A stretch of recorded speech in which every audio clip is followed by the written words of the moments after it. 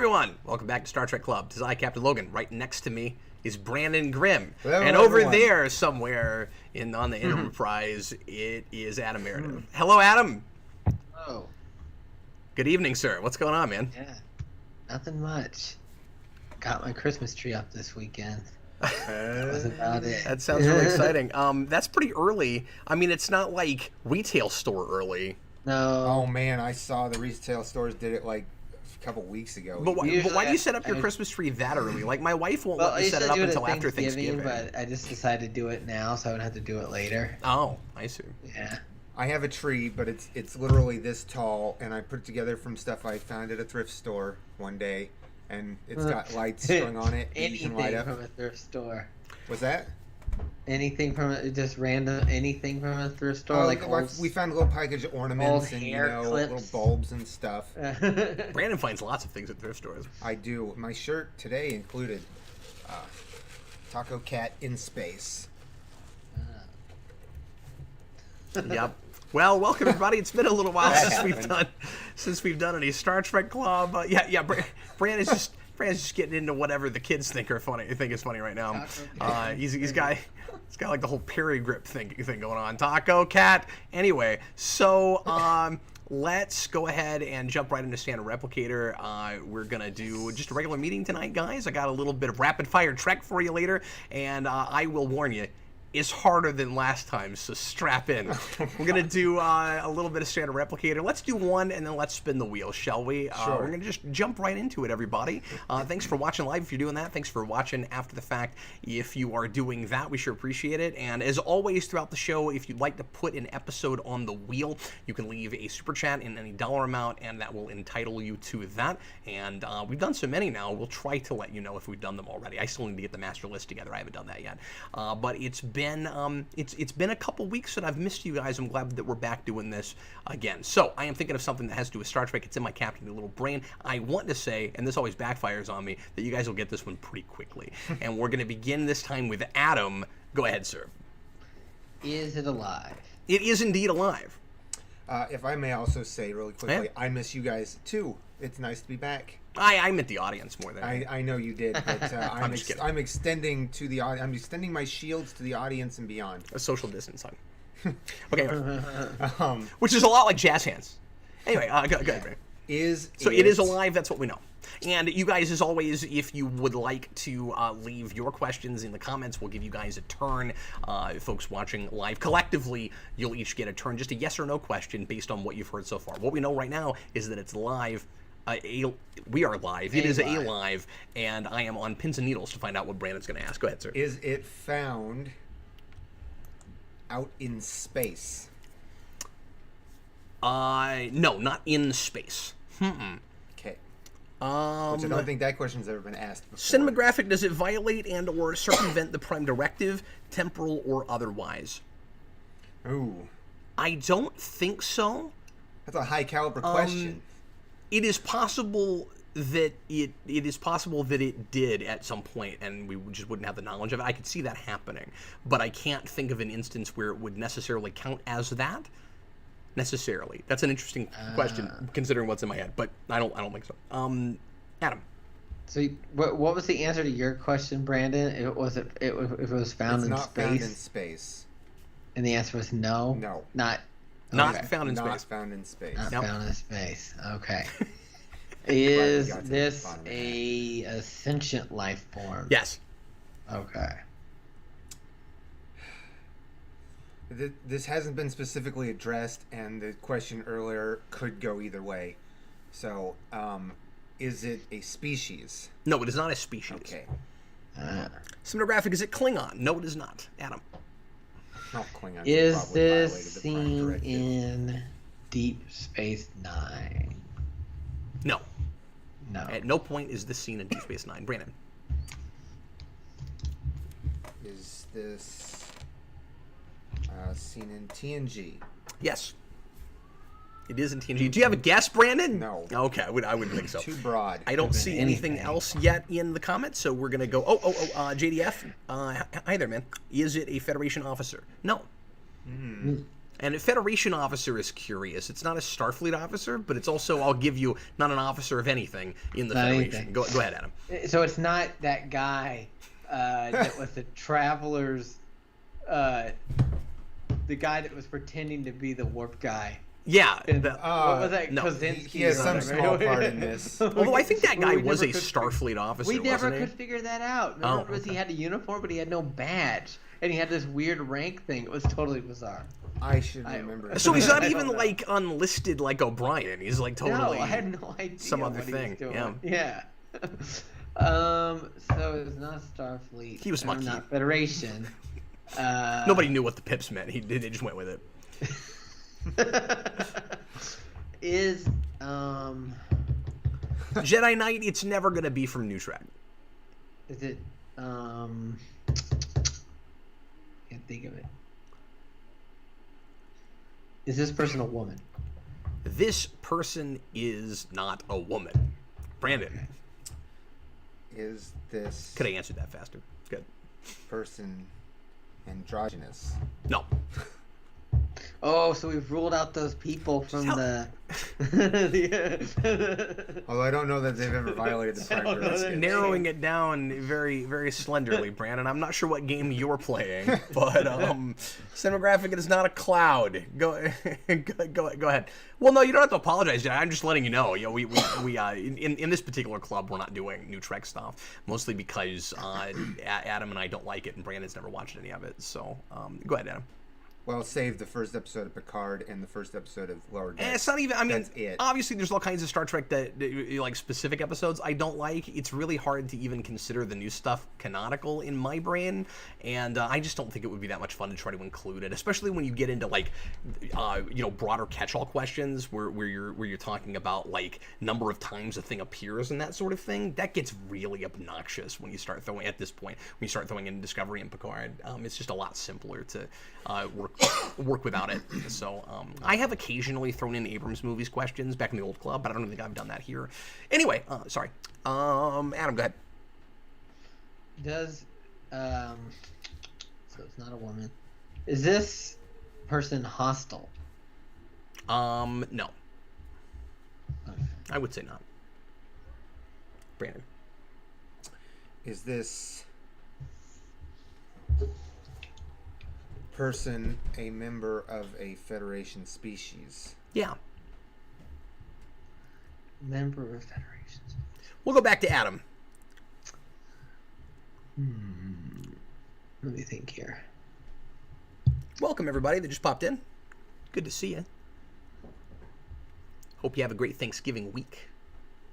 I was going to ask that. I don't even have a guess for who the follow up for that. So that's not a good one. Okay. Is this person?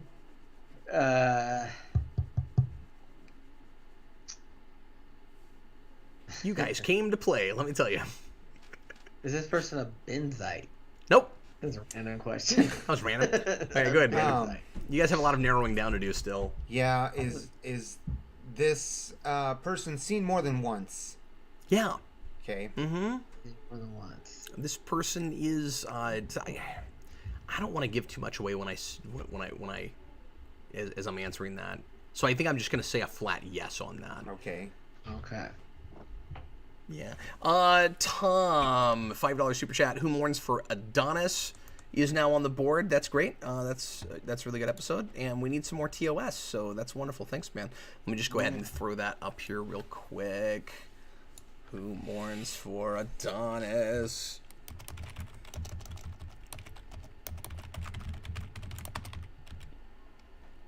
Not to be confused with Creed. Okay.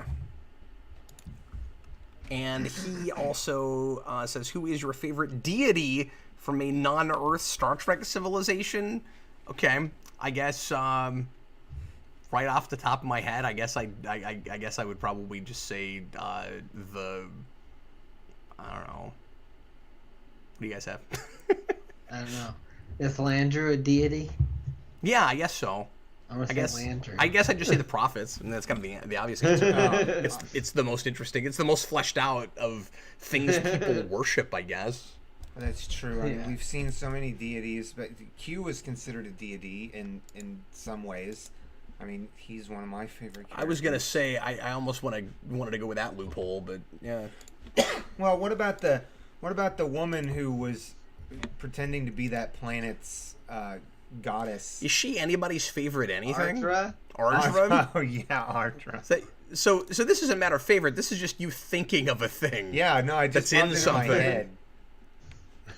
It just popped into my head. I lost my comments here. Give me just a second. Anyway, let's get back to Santa Replicator. Oh, yeah. Brandon, We were in the was it middle your of the turn, game. sir? No, it was my turn. Oh, sorry, Adam's. Adam. Go ahead. We were waiting And on Adam. is this person human? This person is human. Yeah. Okay, that narrowed that down.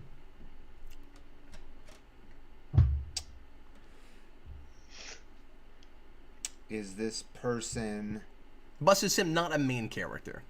Not a main character. Is this person seen on board the Enterprise? Man, I'm trying not to give too much away, so I'm gonna say yes. Okay. Yes, this character is seen on board the Enterprise. Yes. Seen. Okay. Bus is him, is it Worf's father? No, it is not. I think And he's only seen one time. Is it an evil human? Yeah. Is it an evil human? I would not call this character evil. No. And when we talked, somebody Yeah, asked similar hostile question. Yeah. earlier. Yeah. Go ahead, Adam. And they're not in Starfleet. Nope. Or a Federation officer. Or a Federation. An officer of the Federation. Who could it be? I mean, if you're the Abrams movies, you wouldn't know the difference. You would just assume that Federation and Starfleet. If you said Federation Starfleet, you would be saying Starfleet officer. Yeah. Is it? Is this person related to the main cast or the main characters at all? Yes. Ah. Again, he's not a main character. Is this person a historical figure? You mean like a real world historical figure? In historical in Trek. Well, I guess Like it would they're- depend on the time period that you Are, are in, okay, right? So I should be Like- asking: Are they from the time Like period Kirk of the would be Enterprise considered a D? historical Right. figure Are they from the in the time 29th century. Right. Right. Are they present to the current Enterprise D? To Enterprise D, yeah. Mm-hmm. Okay. Guys, it is human. Everybody's asking non-human things. Haga, it's not Mud. You might have missed it, but we did say TNG. It is character in TNG. They Nobody's are asked if it's anything related. else, but it is in TNG. Is this That person will not help, someone's? Is this person the father of a main character? Yes. Is it Kyle Riker? No.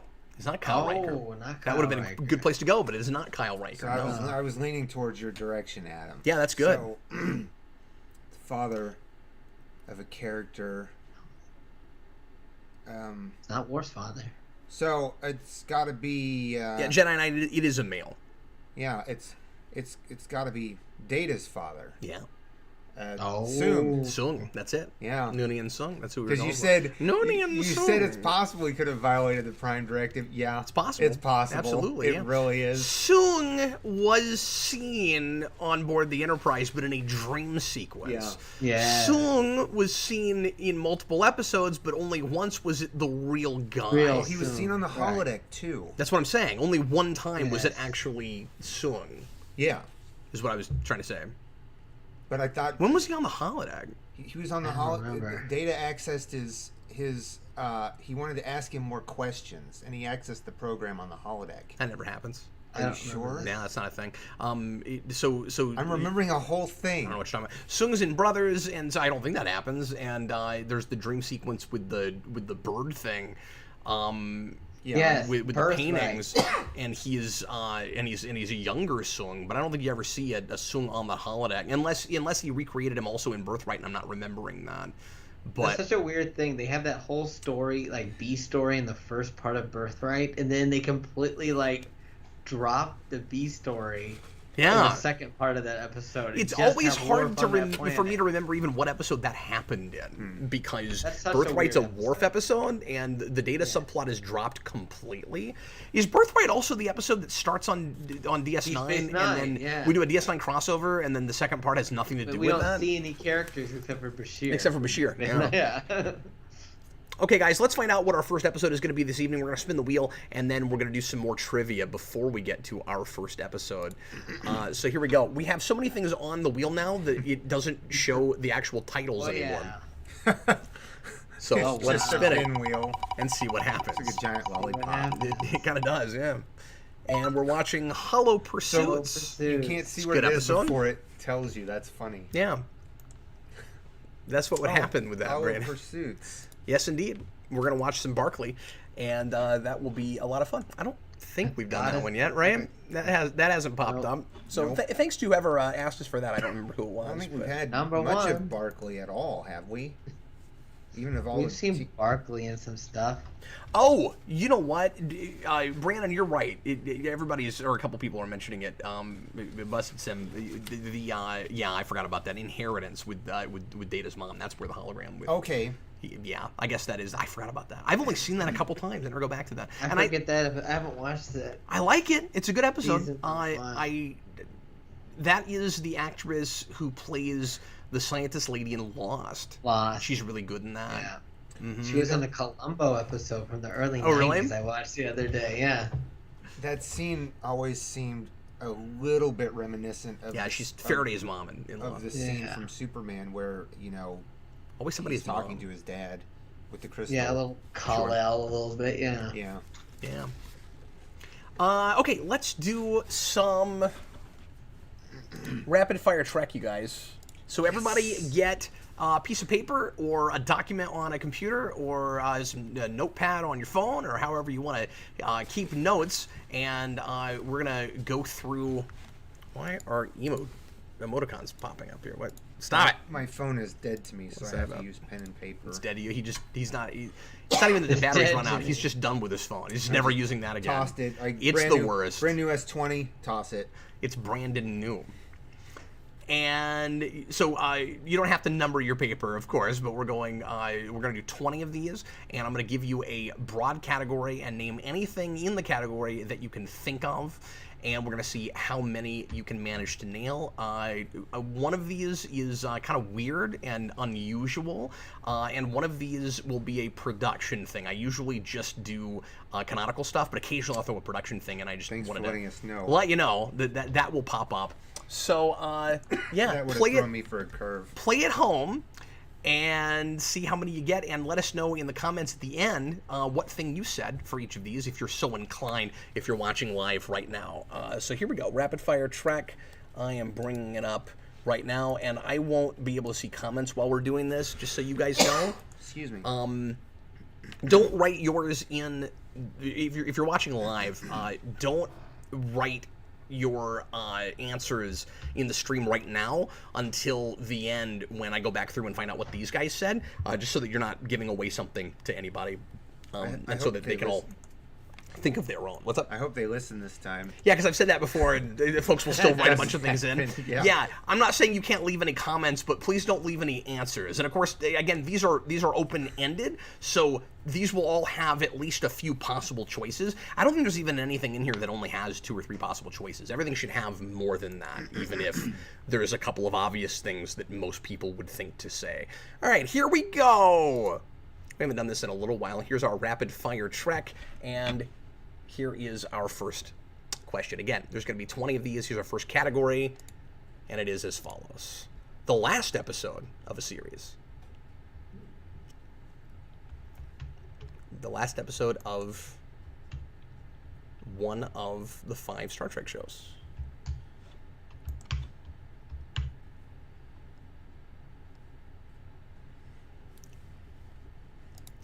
A character that begins with the letter M. Or I should say whose name begins with the letter M. It can be a first name, can be a last name.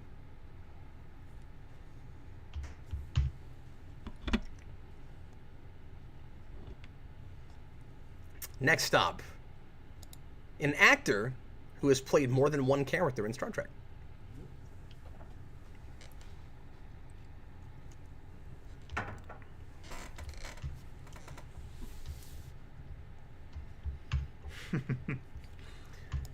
Next, a one-shot species.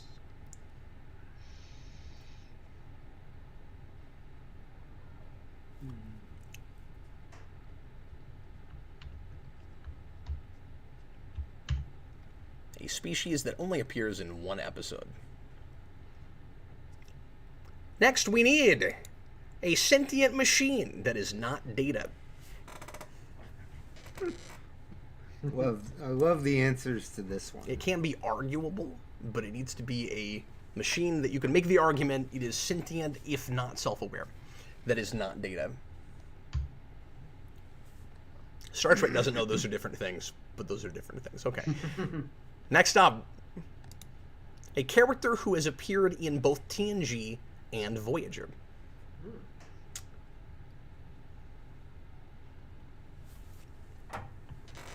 Not an actor, but a character.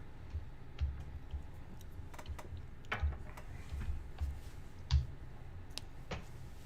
swear this person has that qualification. Next up, a non-humanoid character from TOS. Oh. Son of a gun. I'm gonna miss one. You know, I will open that up to species, too.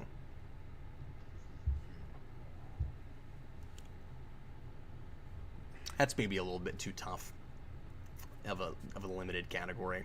I'll say species as well. Could be any. It can be non-sentient too. Yeah. Okay. Yeah, that's fine. Anything that's not humanoid but alive. That maybe wouldn't have a name. Yeah. I'll allow it. This is not the most TOS-y club unless you're Adam. A planet with a number in its name.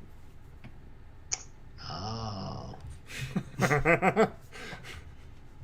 There's plenty of that. I would argue that's most of them. Yeah. That's maybe not most. That's maybe half of them. I'm gonna put one of my favorites down.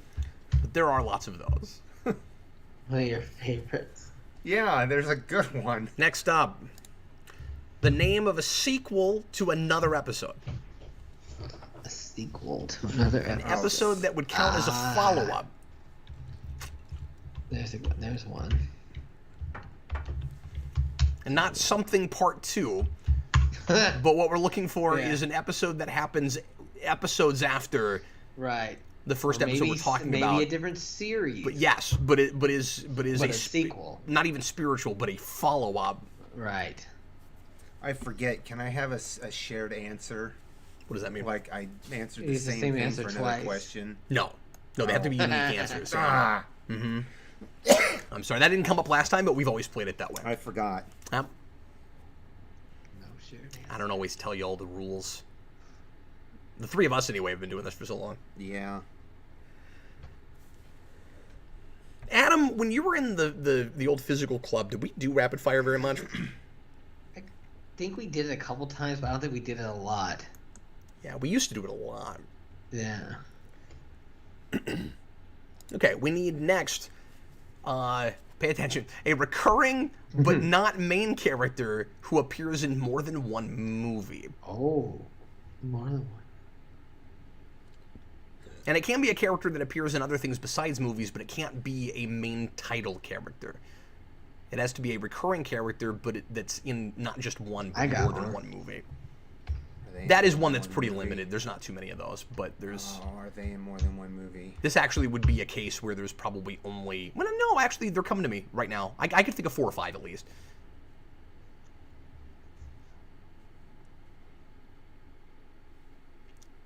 Yep, that's easier than I thought it was, the more I'm thinking about it.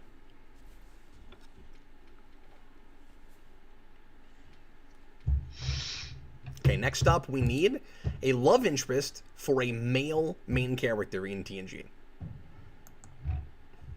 Oh, And I'm going to say also that's not a main character. So you can't say Troy. Right. Can't say Troy. Yeah. You got to give me something more interesting than that.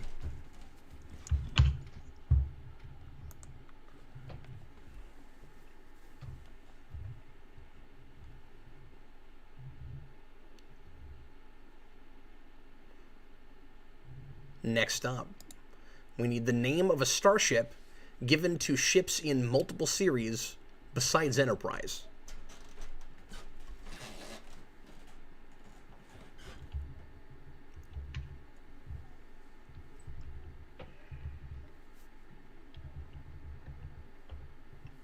So recurring starship name that comes up with different ships.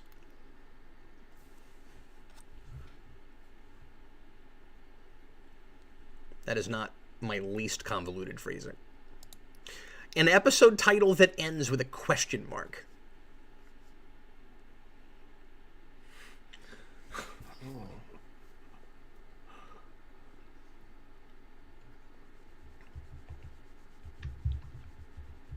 There are at least a couple of those.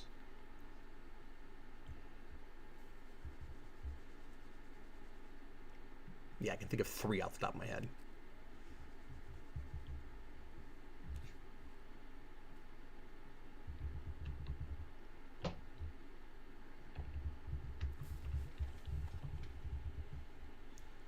Next up, the name of someone's pet besides Spot. Spot.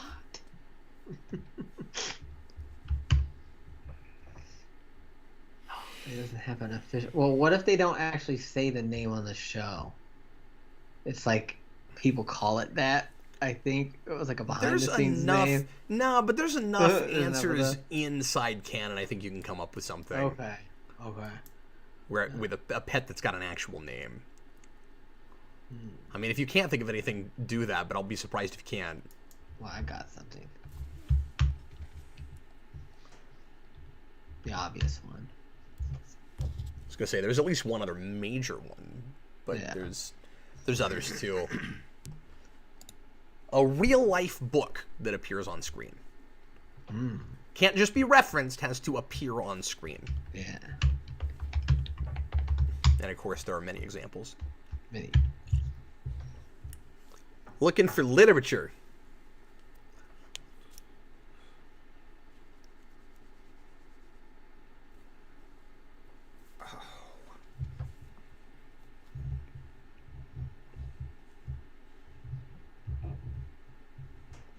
Next up, we're looking for someone with the rank of lieutenant commander besides Data. And besides Worf, too. Oh. I was like, hey, I can do this. Nope. Son of a gun. It's funny, I started this saying this is a lot harder, but I keep feeling the need to make some of these a little harder, because the more I'm looking at them, I'm like, that's too easy. You said strap in, and then you're just like, strap in a second The second time. Yep. I'm going to change the rules on you. I'm like Q. Changing it up. That's right.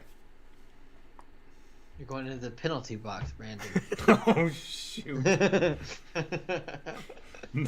Non-existence. Hey, Brandon, Watch it. watch out for the animal things. Oh, penalty box. Vicious animal thing. Watch out for the vicious animal things. Those aren't muskets. That's right, I'm the god of my own piddly Star Trek club.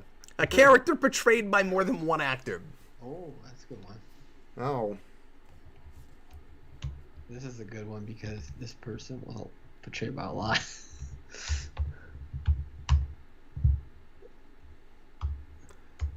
Sort of the reverse of what we had earlier. Yeah. Which I didn't even do on purpose, but now that I'm looking at it, I'm like, oh, that's fun. Yeah. And an actor that played more than one character, and now we're looking for a character played by more than one actor. Next, we need a piece of technology not developed by the Federation. This is pretty open-ended. Can be anything not developed by a member species of the Federation. Oh.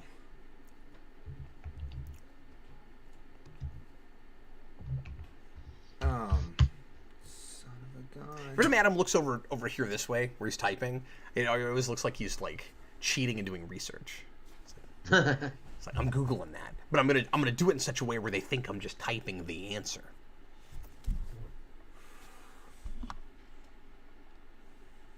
Adam doesn't have to do that. Okay, we just have 2 more left, guys. We need anything unique to Enterprise. No one else is likely to write down. No points if someone else says it. Oh my god. Oh my goodness. Brandon, No. don't say it. Anything unique to the series Enterprise. All right, I got one. But Brandon no says points it, I'm if gonna be somebody mad. else writes it down. He And that, copied me. and that know. includes the audience. Oh goodness. So if people participate and tell us what they wrote down, and somebody says one of the things you guys wrote down, you lose the point.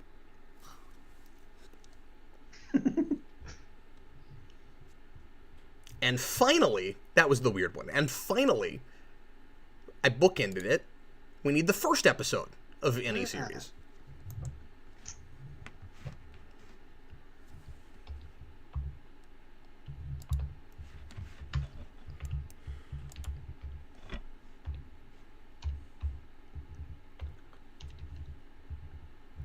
Playing it safe.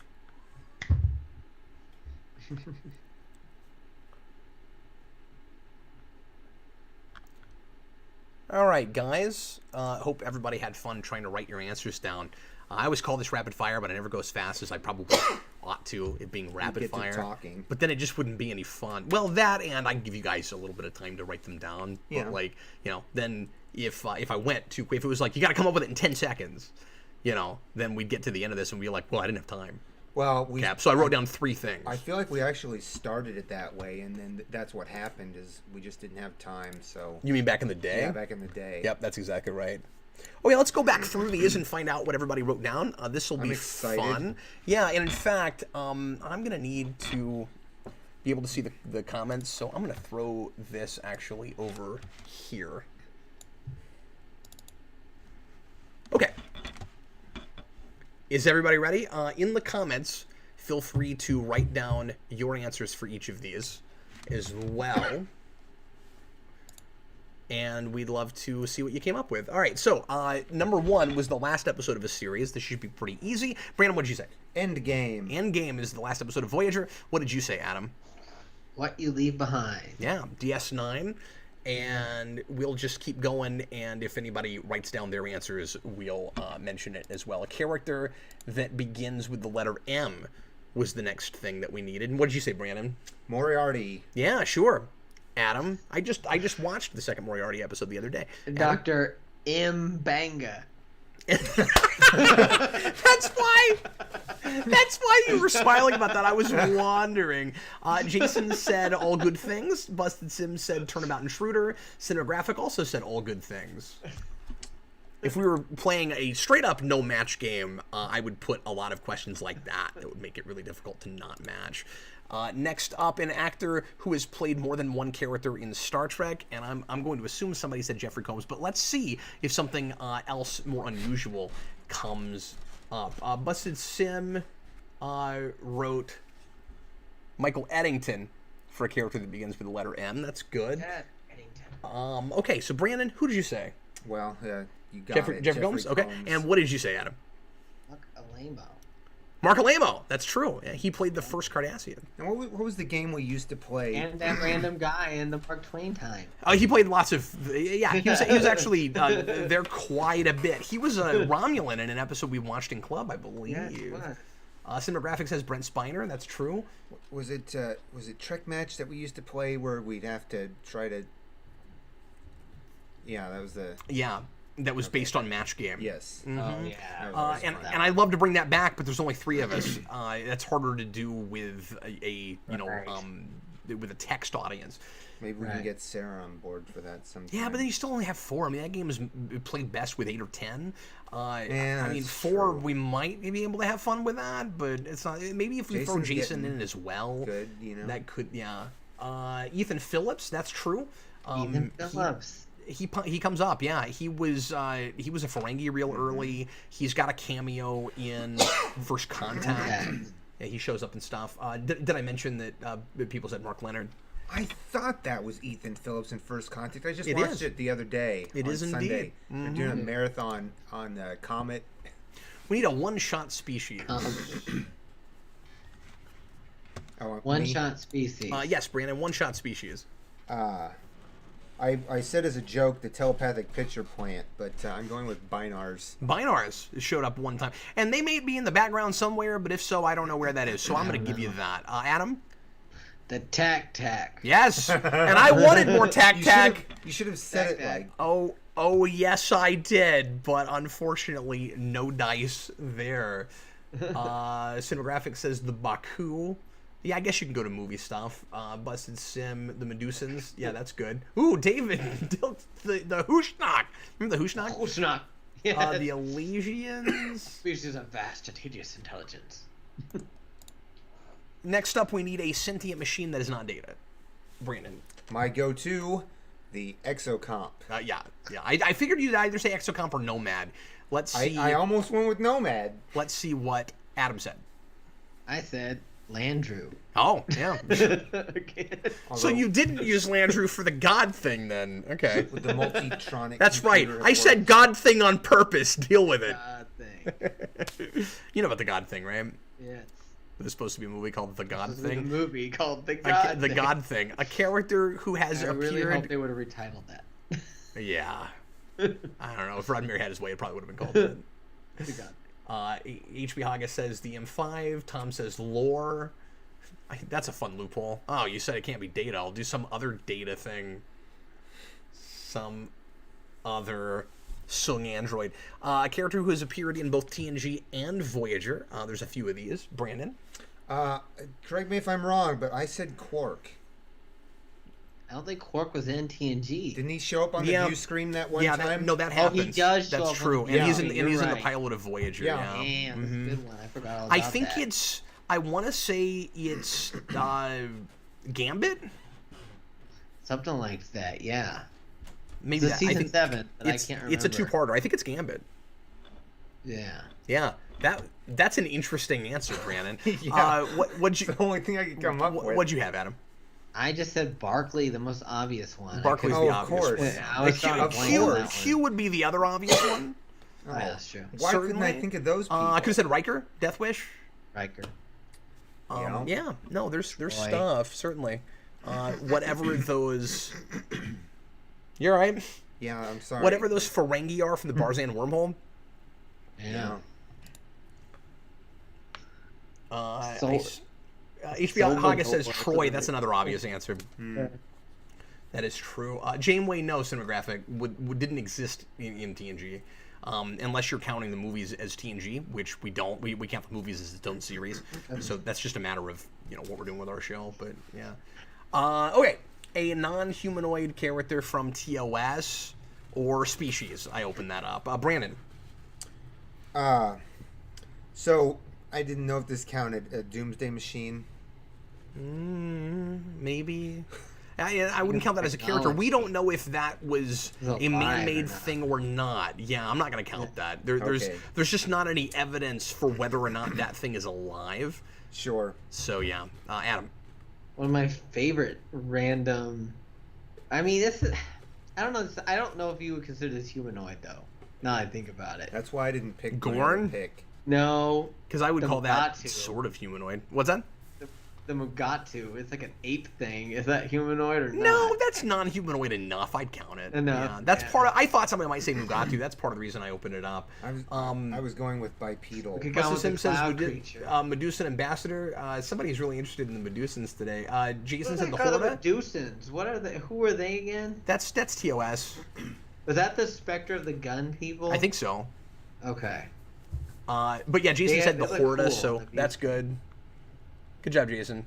A planet with a number in its name, Brandon. Don't look up that Medusa. Oh, I said Forcus 3. I figured that's what you said. Yeah, Yeah. Adam? I said M113. Yeah, that's true. I figured one of you guys would say Cestus 3. Cestus 3. The name of a sequel to another episode. Brandon, what'd you come up with? All good Oh. things. Yeah, I mean, sure. It's a follow-up. Yeah, but No. it's so, Kind of. Yeah, I guess, kinda to far point, I guess. I don't know. That's fine. That's kind of a lame answer, but that's fine. Aw, I Adam, really like that answer. So the Medusans were actually in Is There Truth? Is there in Oh, there Truth you go. No Beauty? That's which right. is an episode I could not even remember the name of. That's the second Diana Muldar. that is one of the episode question where mark she's episodes I blind. thought of, though. Yeah.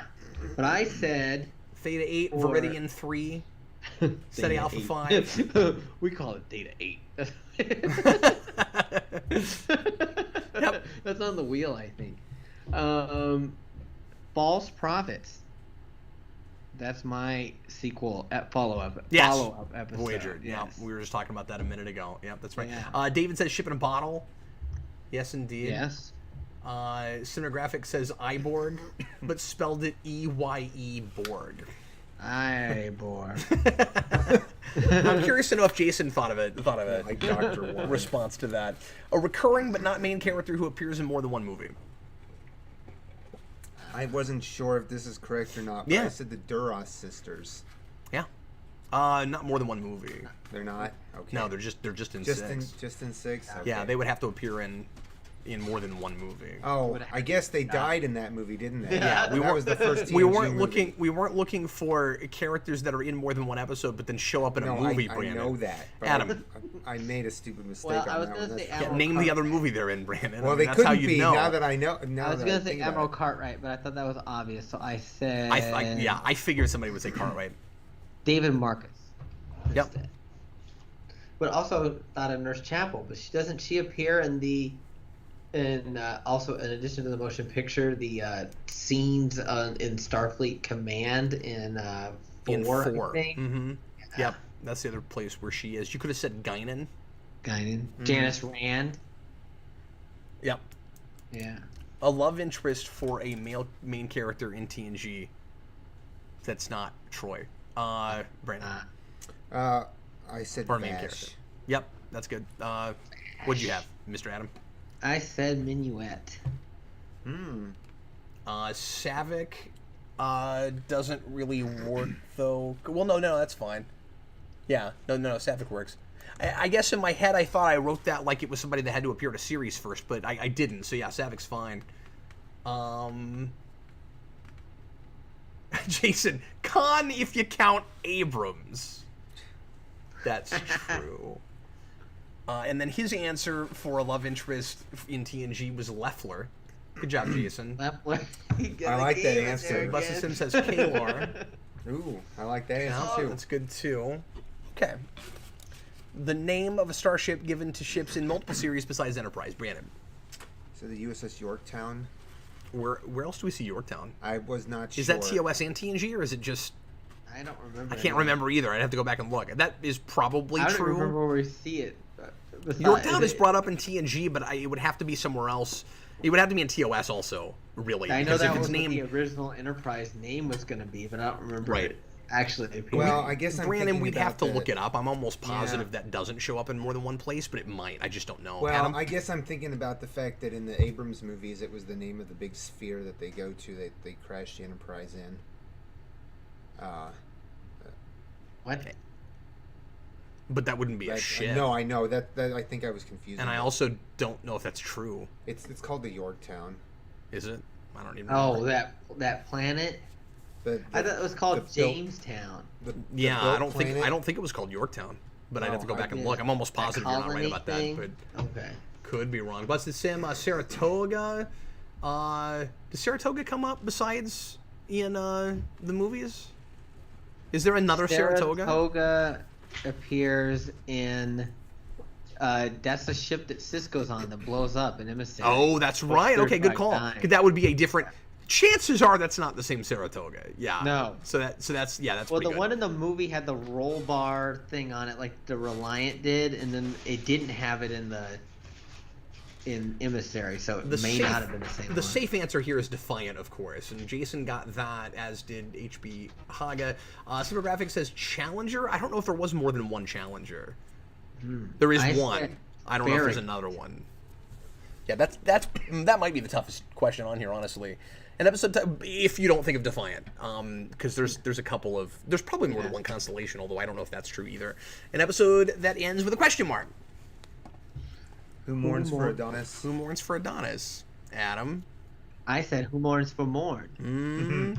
And in truth, is there no beauty? Is the other one I Truth is thought no of. beauty. There I might could be not more. remember the name of that episode. There might be more, but those are the three that came to me. Yeah. The name of someone's pet besides Spot. Brandon? Porthos. Porthos is the obvious one. That's what I said. Adam, did you also say that? Yeah. We'll see if... I was gonna say Livingston, but that's the name of Picard's fish, supposedly. That's never mentioned but in it's the never series, mentioned exactly. in the show. What was the name of Kivas Faggio's exotic animal that he The had? lapwing. Yeah. Which I keep trying to get in, work into Trek Club a lot, and Jay doesn't. He's not biting. I'm always bringing up the lapwing. That's because I honestly had no idea what that was. I didn't know what you were talking about. I'm glad that you mentioned it, Brandon, because I never knew what he was talking about. That's why I'm not biting. I just don't know what it is. Count as a pet, I guess. I could just say, what are you talking about? But then I just move on. Cinematographic said, Q who ends with a question mark. That's true. What are little girls made of? Ended in a question mark. Yes, indeed. Yeah. Is There No Truth, No Beauty has one of my favorite random line readings in TOS when that guy that's crazy, he just goes, liar! Brandon, did you come up with a real life book that appears on screen? I said the Royale.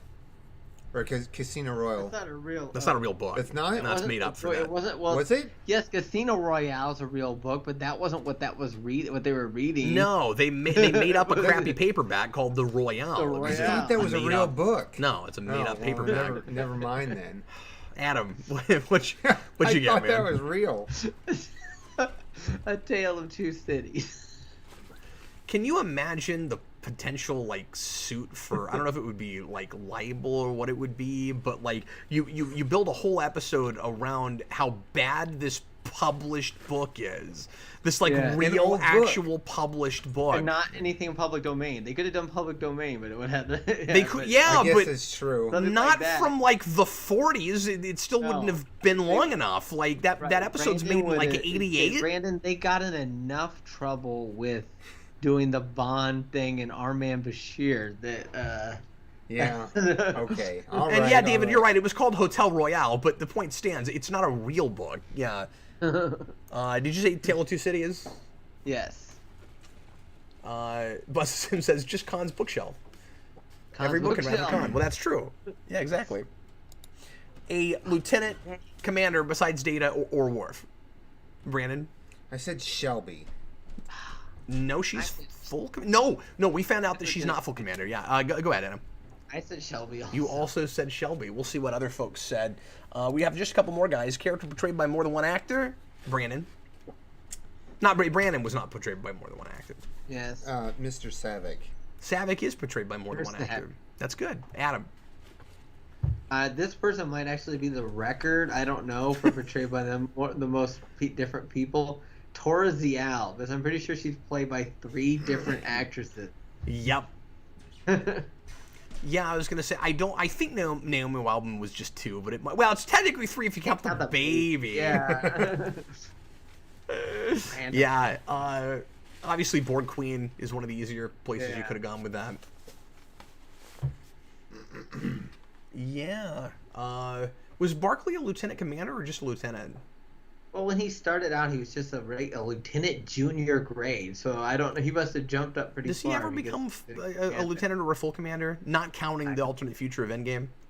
I don't know. Yeah, that's the only thing I can think of. The alternate future. I think by the time he does some of the stuff in Voyager, he's surpassed the rank. At that He might point, be right? a regular lieutenant. Well, by sure, that point. but that's what I'm saying is he was junior grade in the first place. Yeah, so I don't think we actually saw I think him. in Voyager he is Commander Barclay. I think that's true. But that's the thing I'm not remembering for sure. I think so though. Anything this is gonna be great. I can't wait to see what you guys write down. Anything unique to Enterprise, no one else is likely to write down. Brandon. Unique to Enterprise. Did we skip one? I don't know. Oh, piece of we technology skipped not the developed by the technology. Federation. Yeah, we didn't get that. So I said for this one, Dyson Sphere. Yeah, that's good. Adam. I said cloaking device. Sure. Thought about that too. Sure. No, sorry guys, we got it. Okay, we'll go back if people write that down. We'll get back to the Enterprise question now. All Oh, right. good job. Well, Jason, that's not technology though, buddy. Oh, did you mean for Enterprise? Ooh, okay. So Jason's gonna open this up. His opening volley is Kirshara. Okay, so Pure anything shot. unique to Enterprise, I put Shran. Shran. Adam? I put Sim. Yeah. Jason might have said that. You're lucky. I know, I'm Jason lucky. being here that didn't when happen. Jason was on there, I was like, oh crap.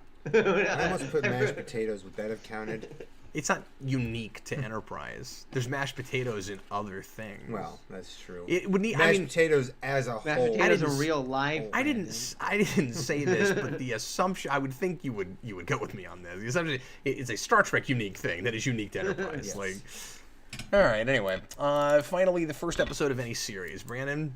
Encounter at Far Point. Oh, Busted Sim wrote the catwalk, so you guys are still safe. Nobody said any of your things. What's that? Encounter at Far Point. Farpoint is the first episode of a series. Adam. PowerPoint. Adam also said Farpoint. All right. Well, count them up. Tell me how many you got. I think Brandon got most of them. You had it. I don't think you skipped any answers, right? I did not skip any. You answers. usually I have a missed- blank somewhere, I right? know, right? I Yeah, was that really was great. proud. Dude. I mean, some of them were wrong, but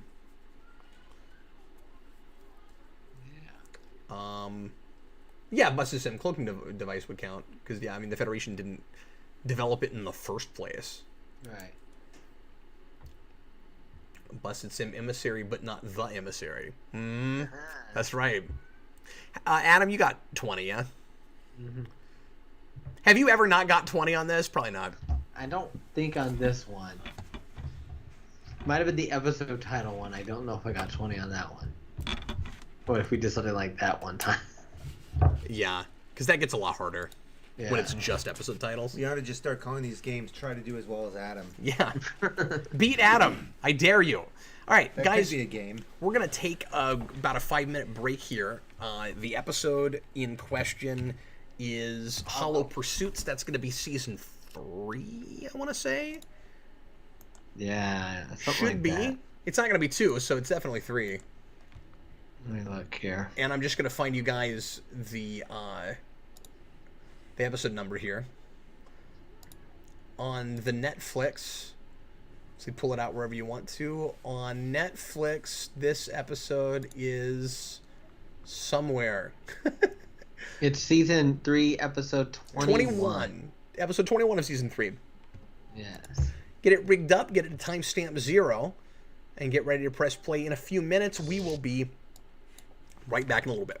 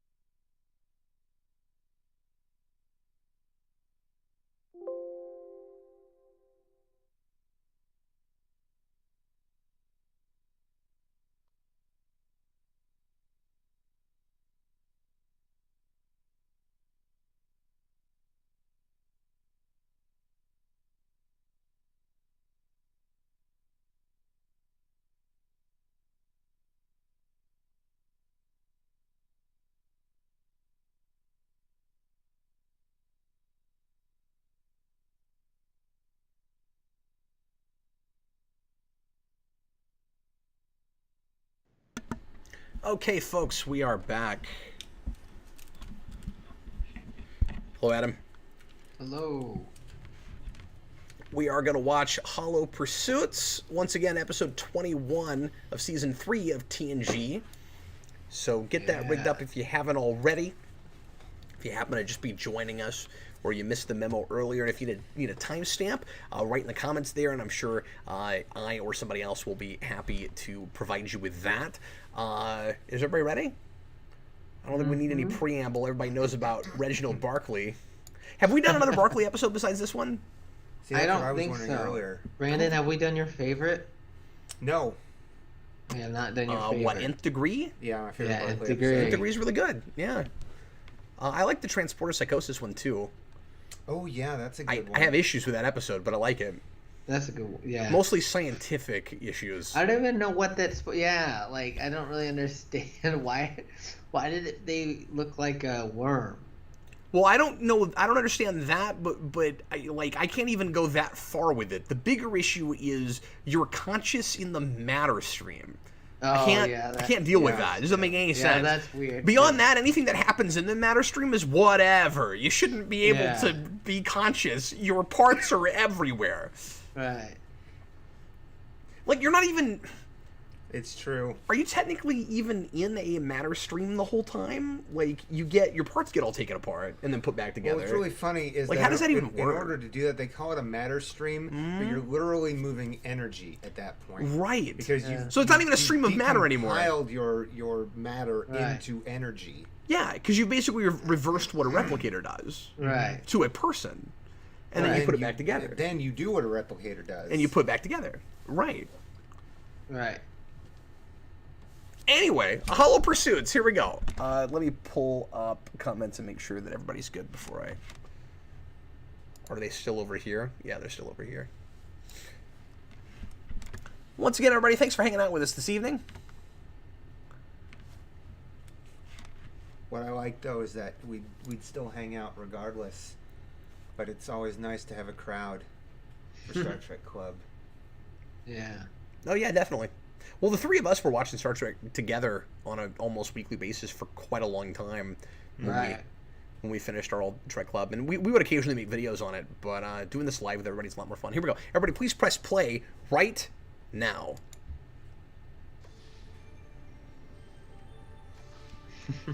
I always want to do this just to throw everybody off in episodes that don't have it. They're like, oh, I'm watching the wrong one! Trouble, why we go trouble? Trouble? Because wherever you go, trouble follows. Yeah, I love the introduction of Barkley here, because it's going to be not at all what we expect. Is that a fact? We're not used to seeing people, or it's not unusual to see people this arrogant Look, pal. in Yeah. TNG, to the point where it's not even played as arrogant a lot of the time, because I love that we're kind of self-aware about the fact that everybody is just completely sure of themselves and never, like, have a hard time getting their words together, and they never fumble over their dialogue. Subordination, Mr. Barkley. Yeah. It's sort of like the Lower Decks thing, right? Where we like we take that issue and we personify it in a character. Right. Riker, you're nothing but Also, have you ever had this thought? fancy uniform. Barkley is like his imagination, like the way he imagines the crew on the holodeck and his part in it is like he's in a TOS episode. Okay, sure. This is like TOS writing in any episode where there's a bar fight. Yeah. They should have called security to 10 forward.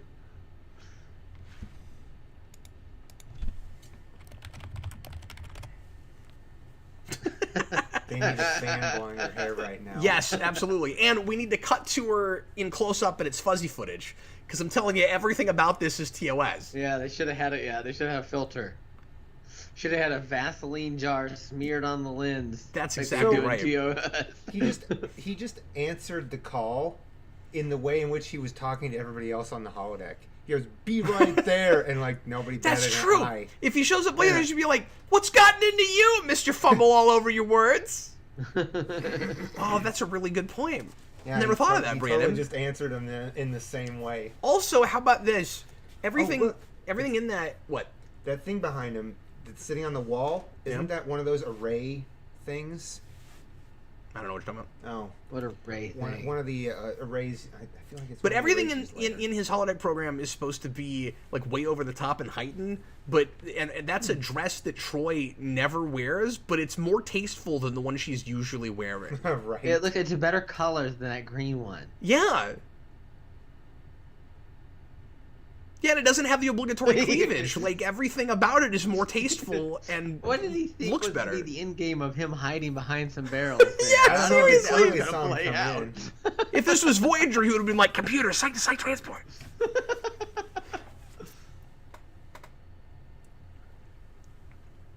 Busta Sim says, yeah, Cap, but if everyone spoke realistically, we'd have modern Star Trek dialogue.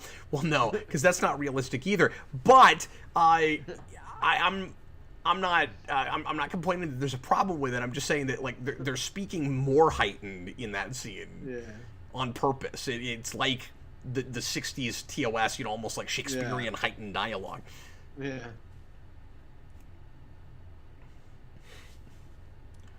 What we got in this show was kind of this generic speak where it's more or less the way people talk except without slang, and nobody takes any time to come up with anything because, they sound as scripted as they are intentionally.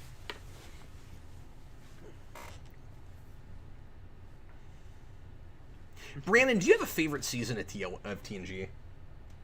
Oh goodness. Or do you even think about it by season? Because I know I you've really watched don't. I've seen the through whole it thing in from front to back. an order, right? And I don't from even think front to I've back. ever really done that. It was fun, but there wasn't anything because there's so many episodes through so many seasons that I just love. I've never considered it that way, even because You always think about them I separately. was small to a time when I could remember when I started watching Next Gen because it came out when I was 1, but I can remember it just always being there, so I never thought of it in season terms. Okay, Busted Sim, I'm going to fight you on this a little bit. He says Troy's dress was more tasteful because her regular dress intimidated him. That might be true, but that thing that the hologram Troy is going to wear at the end is not that way. The, goddess Troy thing? Yes, I am the goddess of empathy. I think that my not so favorite, much. if I didn't make my favorite season I was gonna of ask you, yeah. TNG, it would be, I think 3 and 4 are tied for the number 1 slot, and 5 is a close second, and then 6, and 8, and 7. 2 and 7 are a toss-up, yeah. Yeah. I agree with you. I think for me overall, it's probably 4. 4 is where a lot of my favorite fun standalones are, not brilliant thought-provoking entertainment, but just fun creative stuff. I think that's where is that where Clues is? I think so, yeah. Is that where Conundrum is? Just all those one-offs that begin with the letter ones. C are my favorite TNG. Or a lot of my favorite TNG episodes. What season has A Matter of Time in it? Oh well, but that it doesn't matter what season that's in. But it would up whatever the season is. It's probably, is it 5? Or is it as early as 4? So this would be a time when maybe they shouldn't have gotten rid of wheels. It doesn't need to hover. Why does it have to hover? Because it's a futuristic platform. So they picked up their precious cargo on what could still have been a faulty and was proven to be a faulty thing, and then it fell over, and O'Brien got upset. But they could have just been on wheels. And they didn't even lock it, secure it they or should have anything. taken those It was things. just sitting on this tray, floating. And they act like this has never happened before. Yeah, Matter of Time is season Is that 5. hot? What is that linear chip hot? Yeah, it's a hot isolinear chip. Yeah, that's weird. I'm unaccustomed to anything ever being wrong on my starship. Except for the ship itself. It's a living. The problem with that, of course, is that if you ever have later on an evil crew member or an incompetent crew member, then it's like there's this weird precedent that's set right now but never before. Yeah. Although, to be fair, we're still early enough, right? I mean, we're in mid-3. Let's get Broccoli's that on. so Well, good. toward the end of 3. Wesley's so witty. Yeah. He's great at nicknames. Ah, good one. Look how enlightened we are. When we think people are incompetent, we still give them nicknames.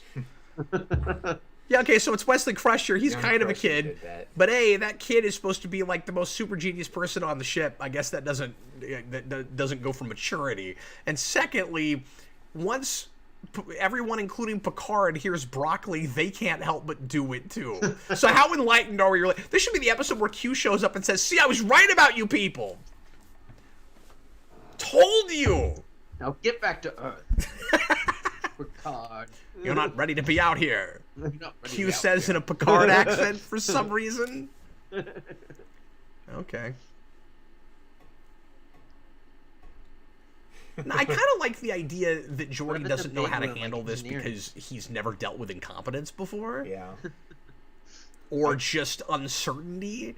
I think Riker's a little smug that Geordi has to deal with this and not him right now.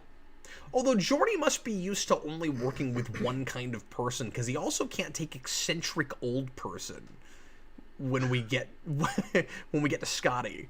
He also Yeah. has a hard time with that. Mm-hmm.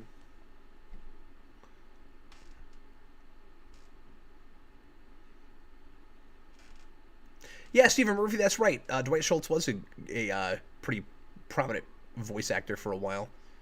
Yeah. And he says he still does some stuff, but I don't know anything he's done recently. But yeah, my wife is the biggest A-Team fan. And she had never seen Star Trek before I met her. Of course, she's as bigger of a Trekkie as I am at this point. And she lost it when she first saw it. Barclay.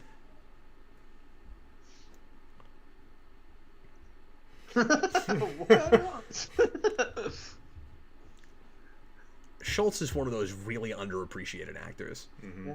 The fact that he's able to go back and forth between...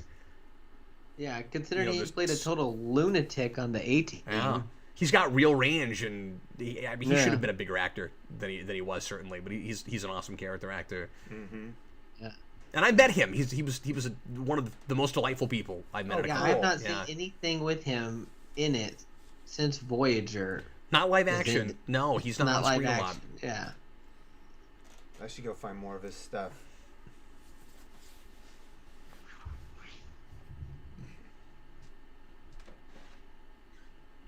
Yeah, That wood board he's holding. That's supposed to be a pad. that You that can pad. clearly Look how see the huge it painted is. wood board. Does it need that much circuitry to show you whatever it's It looked showing like on they its bought that tiny at a screen? thrift shop. It looked like they got it from Savers, Brandon.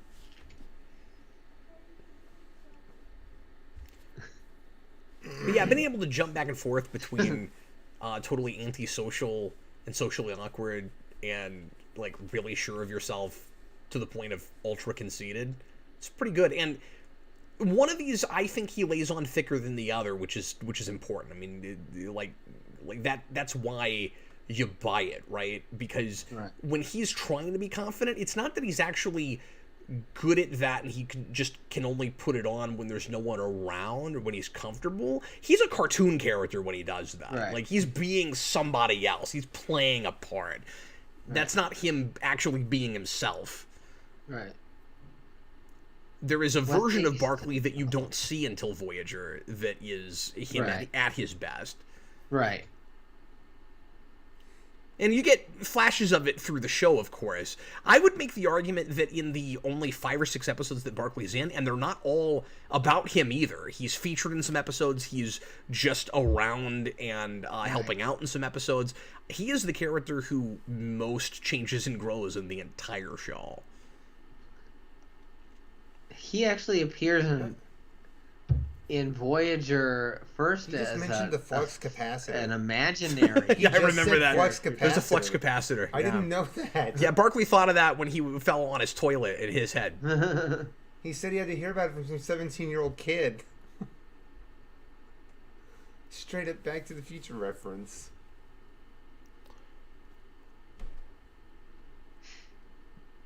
So she's wearing the green dress again in this version. Cinematographic, if you're talking about the A-Team movie, my wife liked that more than I did. She was pretty happy with it. I liked a lot of things about it. I didn't think it quite came together. Dwight Schultz had a cameo in it. He did. He was in the insane asylum scene. He was one of the doctors, and when they're showing the intro to the A-Team on that projector, when they get to where his name Dwight Schultz should be, it says Reginald Barkley. Yep. Oh, really? Mm-hmm. Matthew Bay I did said not see Jordy that is a movie. jerk in this episode. He was a little unkempt at this moment. See, what do you think about that dress?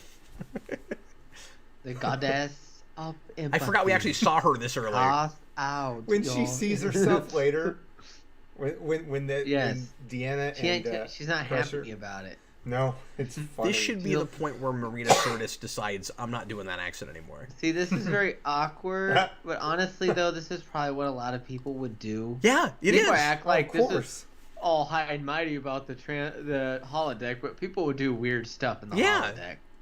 But also, you'd think there'd be It's the internet protocols times in 1,000. place Yeah. to stop you from,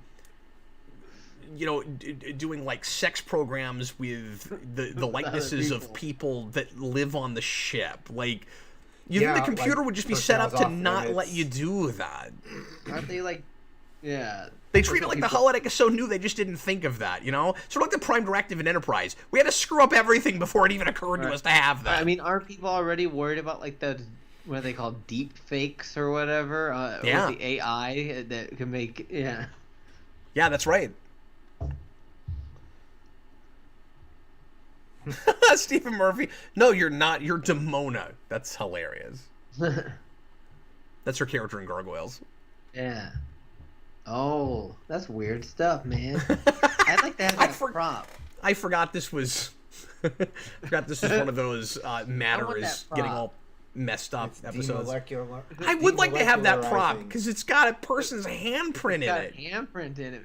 It's leaking. Awesome. We should make that, Brandon. So We should make a handprint glass that leaks on the bottom. That'd be kind of Brandon, fun. you get to put your hand on the molten glass to make the. I don't know about handprint. you, but I think the leak is the easier part. I think what? I think the leak is the easiest part about making Probably that. we could cast something. Clear resin. You know what she looks like, Deanna Troi, when she's the goddess, whatever. She looks like Dana Barrett in Ghostbusters. There is no Dana. Only Zool, Dana. yeah, she looks like that. When like the wind's blowing and she's got the dress. Yeah, Reg is the keymaster. That makes no sense what Data just said. The most obvious. Yes, answer have is some. like it came into contact with a high power source. Like it was replicated. He looks like and he's it was about to handed fall to you in. in 10 forward. Like where's this power source that it touched? maybe that guy's not actually a guy. Maybe he's an energy being and he's spying on everyone. Brandon, he's an Organian. You just didn't know. Busted Sim, hey, I started reading volume 1 of the 50-year mission. Just started the chapter about TAS. Man, TOS was a tumultuous show, and Freiberg sure comes across as a jerk. Yeah, I like how Data makes that. Freiberg's an connection. interesting character. You mean Freiberger, I think. Fred Freiberger, who was the showrunner for season 3. Yeah. But he's got... Once I hear from all sides from that book, he's got more dimension than I've ever heard. Like, he's... I mean, he suddenly becomes more well-rounded, and I understand Right. why He he was made the some of the fall choices guy he for a made. lot of people's Yeah. complaints about that There were season, some- but I There think were it some was good ideas he unfair. had that people don't give him credit for, and there were Right. some mistakes that were not entirely his fault, or sometimes his fault at all. Things are just out of his hands completely. I think he's the guy who said that he would have rather gone back, basically that it was easier to be like a POW in Vietnam than it was to work on that show, Oh wow. or something to that effect. I forget what exactly it was. That may not have been him. I thought he said that. I was listening to a lot of that a couple months ago, and it's been a little while, and it all runs together. But I think that's who said that. That scene plays as such great comedy for me. Where he says broccoli. Oh, I like Yeah, but where Guinan's Data outfit. explains it and then he realizes he needs to shut up, so he just goes to a panel. I think that might be my favorite Guinan outfit. That's great. Also, they're all standing around on the bridge holding a melted glass. Like, that happened. I also like I tell you to stick the lemon. I also like in this episode about a socially awkward guy who doesn't know how to talk to people, that Guinan is wearing that outfit because you have to be the most confident person in the universe to wear that loud of a yellow. Oh, it's And a she statement. and It's a obviously statement. she pulls it off. She's not concerned about it at all. Like, if you have the attitude Guinan has, you can wear anything you want Wear to. what It's you want. carpet. Yeah. Yeah. She's wearing carpet. No, it's You know, I'm- amazing. This is when No, it looks It like looks like carpet. it doesn't looks like go a in the terracotta. washing machine. It You looks like a vacuum it. it looks like a bath mat. Carpet, yeah. Yeah, it looks like a bath mat specifically. No, you vacuum that. You have to go through the car wash when you wash that. It's even on the top of the hat. Yeah. One of my favorite Star Trek memes is the one where Guinan is wearing her hat, but she looks like the Enterprise. Oh, that's fun. Tom F. And I don't know. I don't recognize that name. Welcome, man. Signed in late, right when you said something about getting a nickname for incompetence, and I already knew exactly what episode you were watching. Noah says Nice. she looks like Garfield. Oh, dear. Wait, did you notice that? When she does this, the hat bounces back and forth. She's like this, like. I think the man's nervous. What a crime! I'd probably feel late, and I'd probably be late and nervous I'm too. just gonna put it out there. They never had a leaky melted hand glass on the original series A Enterprise. leaky melted hand glass. I Yeah, like it. and that's also a very TOS thing to do. I think the Guinan LaForge scenes might be my favorite scenes with her. So are you really Because she's also got that great one when in the Leia Brahms episode. Sorry, can I say this real quick? In the Leia Brahms episode, when she's when he's trying to date, and ironically, and I think that's before this, he's really nervous and having a difficult time with women, and now he's like, oh, he's always nervous, and she's like, well, you're doing fine with me. That's also a great Oh scene. my god, I never noticed there was a cockatoo in a cage before. I Oh, me never neither. noticed that. What were you saying, man? I was going to say, is he really just allowed to walk in on anybody using the holodeck Cockatoo. just for this specific type of I thing? would think at the very least he would have to do an override as a senior officer. The fact that he Yeah. could just walk in is pretty ridiculous. But also, now, to be fair, it's not an emergency either. yes, but what I was going to say Lock is, the to be door. fair, that is pretty Lock the consistent in TNG. So it is weird that they have that, but usually you can just walk in on people. Because there are episodes where when you can't, it's because somebody locked the doors. Right. Yeah, but like, why can you just walk in on them? No, I'm with you, but I'm just saying, whatever reason that is, they are can do pretty it. consistent about it. Yes, they are. Right. What kind of pie do you think Wesley's eating? Say it again.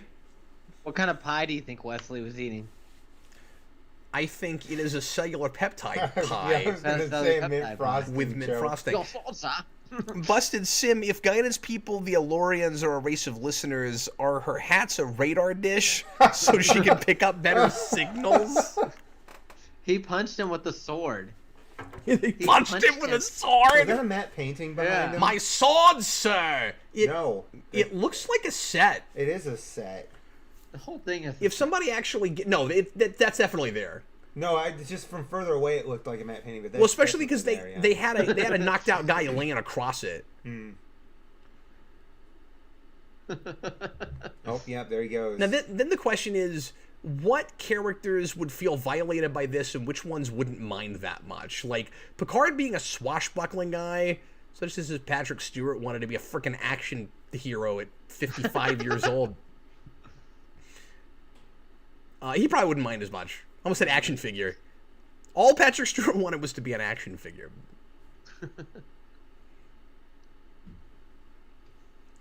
I would think this conversation would happen in somebody's quarters or in an office. But I don't know. Maybe those little black pyramids that we never know what they're for. They're like a noise canceling thing, so nobody else can hear your Even the conversation. table's right next to you? Even the table's right next to you. Because from Barkley's perspective, he should be expecting a dressing down right now. Yeah. I just would think that this would be an official meeting Yeah. before it's just too... Although, to be fair, it is... That's... Maybe I'm wrong. Maybe I should withdraw that, because it's also Geordi taking Guinan's advice. Yeah.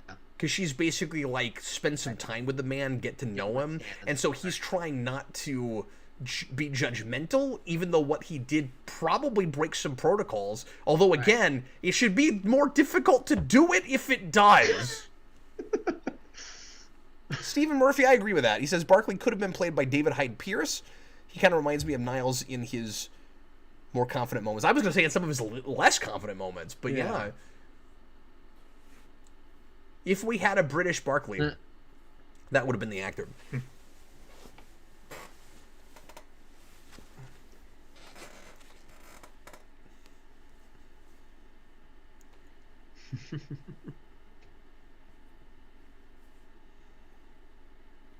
I always make it a point to tell people these days that that I am probably going to forget your name, so please don't mind if I ask you again. I'm sorry, and that has helped me a lot. I wish we explored, and I don't know, maybe this would be going down some kind of like cultural rabbit hole that you just wouldn't have time for, but like I wish we explored a little more why it's so rare to have people with this difficulty in the future. Right. Because again, he becomes the token socially awkward guy because most people don't have that problem. And it seems like in TOS you see more of it with random crew members and stuff, where there's people of you know a broader, more diverse spectrum of personalities. But a lot of that again is that, you know, like perfect Rod Mirror Future thing, where it's like in the future we don't have people that are unsure of themselves and have to write down things to say at a party. They were part of, these people were part of the old kind of people, like in that prologue to the motion picture novelization that you read to us. Yes. Precisely, yeah. I should find more stuff like that to read. Mr. Roboto, $2 super chat. If you replicate ice, does that mean there's no fridges in TNG? I wouldn't think for the most part they would need them. I don't think they would need them. Except for like actual real organic that's not good stuff. Like It's smoking. I mean, that's not exploding pig lizard, but it's still pretty bad. Mr. Whatever Roboto, it was, it the didn't best live long. the best answer I can come up with is Fortunately. for the rare times that you want to actually like cook like real food and keep leftovers or have things that you would have to refrigerate to put in your food, you can replicate a refrigerator. So even if you don't have them, just like with anything, you could just replicate one, and then you could just... Well, they can make food different temperatures, so they obviously can make water freezing. Yeah. He said run a level 1 diagnostic. He wants this done really, really quick. Shouldn't it be like level 5? It just depends on the writer. Yeah. Maybe level 1 is like DEFCON 1. I don't know what the scale is.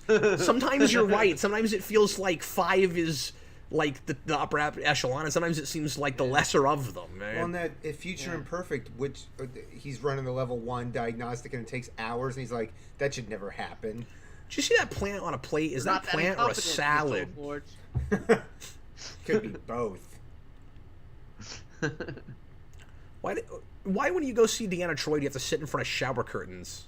Yeah, what is that? Is there a bath mat that looks like Guinan's outfit underneath his feet right now? Yeah, see, he could just turn right around and take a shower. Not even a sonic shower, just a shower. Just a regular shower. Yeah, they put her. She's in the just the They have like a big shower for the enlisted crew members, like one of those community showers at the gym. Because Troy just knows that's a way to make you loosen up and relax. That's where they had to put her. They had no space left. Look at him. Don't go questioning her counseling techniques. Mr. Roboto, since you left a super chat, feel free to throw in an episode selection for the wheel, and I'll notice it, so don't feel like you have to put in another super chat for that. He's but smiling really creepily. You are eligible for that since you left a super chat. Mr. Roboto also just says hi to Adam. Hi. Just to Adam. Yeah, he just said hi, Adam. Not branded. You're out of the club. I think maybe we're out of the club, to be honest with you.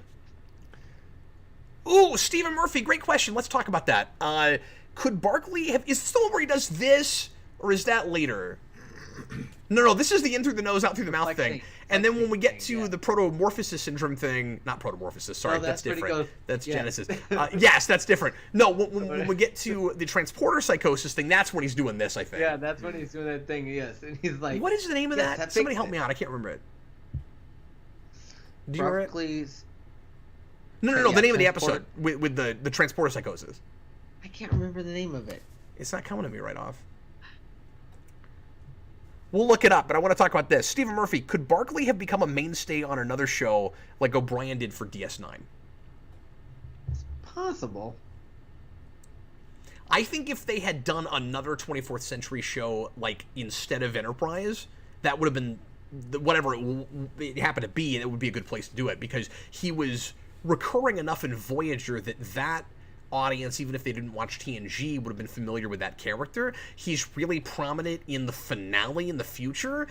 I think it would have been a really cool segue. It might have been a good way to spin off from Voyager, just having him there, launch it somewhere else. And also, you could have had fun with the fact that he's been working at Starfleet headquarters for so long, and now he's back on a starship, and you could compare and contrast, like, how far he's come, what he was like before and what he's like now, having to go back on a starship. And, of course, I wouldn't want him to be the only familiar face, probably. You'd want to do that in a show where you had 2 or 3 other characters. We talk about Shelby all the time, but a captain or a commander Shelby with Barkley on board, I like that idea a lot. And then, maybe everybody else can be new, or you could have, like, somebody from Voyager or somebody from DS9. Busted Sim puts in... Oh, thank you! Okay, so he, with a super chat, putting it on the wheel, is reminding us that the name of the episode in question is Realm of Fear, which never sticks with me. I always forget that. Never remember that. Thank you so much. So we'll go ahead and put that on the wheel here. It's a violation of protocol. Crew members should not be simulated on the holodeck. It's protocol. He said there's no such rule. He does come out and say it's protocol, but then the way he says it, it's almost like, well, they shouldn't. I think I've decided that it's probably protocol. That's what it sounds like. They shouldn't do it, but there's nothing that's explicitly... But if he says it's protocol, yeah, it's weird. It's an unspoken rule. Like most protocols. If you use the word protocol, that's weird. Shall we have at them? Wouldn't it be crazy? Because we haven't spun the wheel yet. Wouldn't it be crazy if Realm of Fear showed up tonight? Yeah. As I'm putting it on the board here. I think Patrick Stewart probably really liked doing this. Why is he bothering talking to them? Because he could just freeze program. Wesley's still eating that pie. They'll actually kind of deal with it. I think it's because they're studying what Barkley's been doing, right? And then he's going to get uptight about what's being done to him, and Troy's going to say, no, let it run. And then, have a little humor about yourself. And then they're going to go see her, crazy goddess Troy, and she's going to want to shut down the program, and he's going to say, no, don't do that, because of what you just told me. And then she's going to famously say, muzzle it. Yeah. So he was I'm pretty sure that small he is. In that shot that LeVar Burton was just standing on a box to make him look taller. I feel like I've heard that, yeah. See, she thinks that's really funny.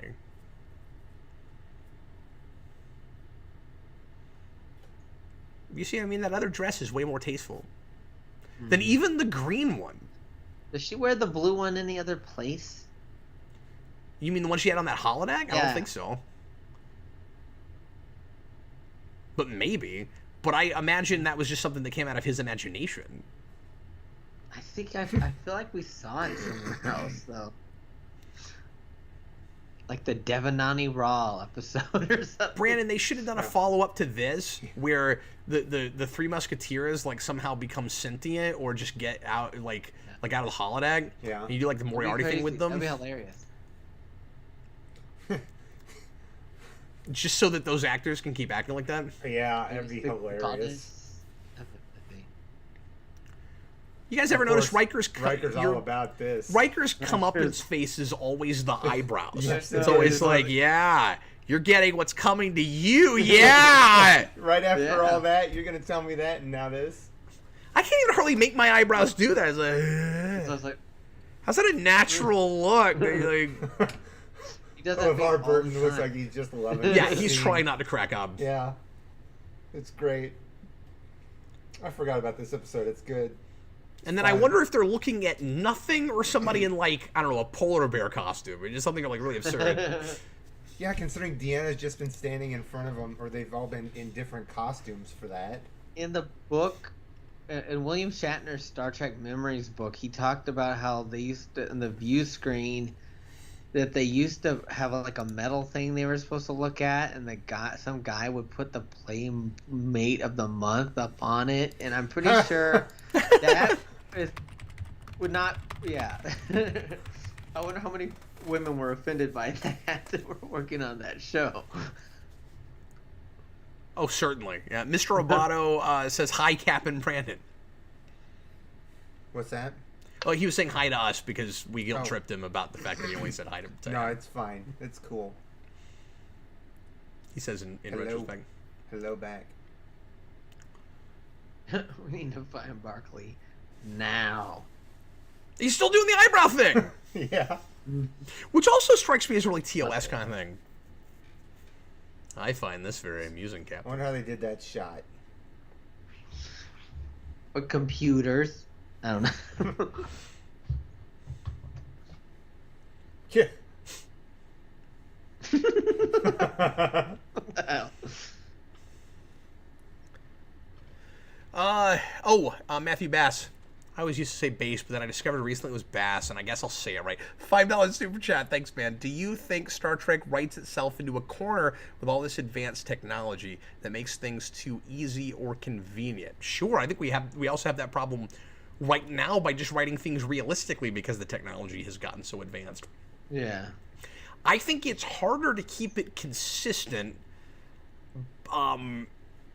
But you're right. I mean, there definitely are a lot of places where you have to like contrive ways to make things difficult for people when they ought to, with the technology they have, just use that technology to get out of things. I mean, Right. that's why so often that's why the systems that go down whenever something bad happens on the ship or you get shot at or something are always not like major systems that you would think would get blasted first, Right. just so that it's more difficult to get through a situation. It's like, oh, we can't beam down now because once again, when the Romulans fired at us, the transporters went in. Why that system? Right. But it's never gravity. No, it's never gravity, but that's because of money.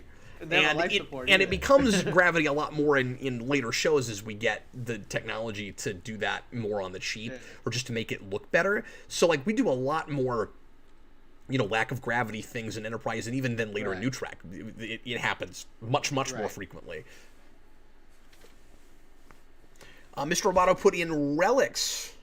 Thanks, man. Relics. Great So, episode. does it make sense that And we were when they just try talking to- about it. when So they- look, continuity. Sorry, Brandon, go ahead. That the moment they try to drop out of warp and find out that the thing is fused, it's mechanically broken, that's when speed starts increasing. It's dramatic that Like, way, it Brandon. is, but like the very moment, and now we're in a real situation. The stakes just got up.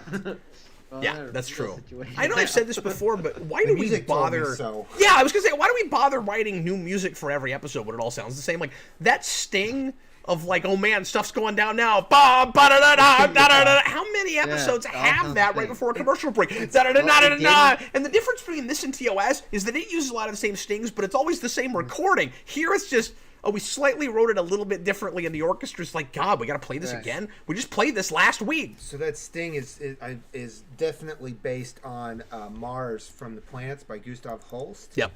And it just tells you a certain thing.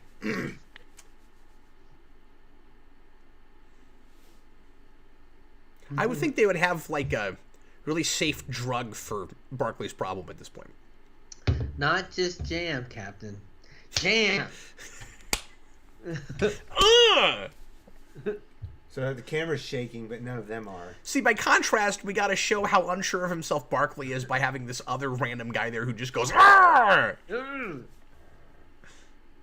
They Oh all man, they're look going to like do a saucer equal step, except nerds. they're not going to do a saucer You know, step. they They're all not look like gonna, they're but equally we've determined nerdy already, compared to right, that a Barkley. saucer step So at he shouldn't be velocity is intimidated by any of those dangerous. people. Yes, at all. but if you say you're going to do it, it's more dramatic, Brandon. Yes, but I just want to make sure we've already been there. You remember back when we weren't as concerned about how much it was going to cost, and then we realized it was going to be a big problem, that, like, in the first 10 minutes of the show, they do a saucer step? It was as if it was going to be their answer to everything.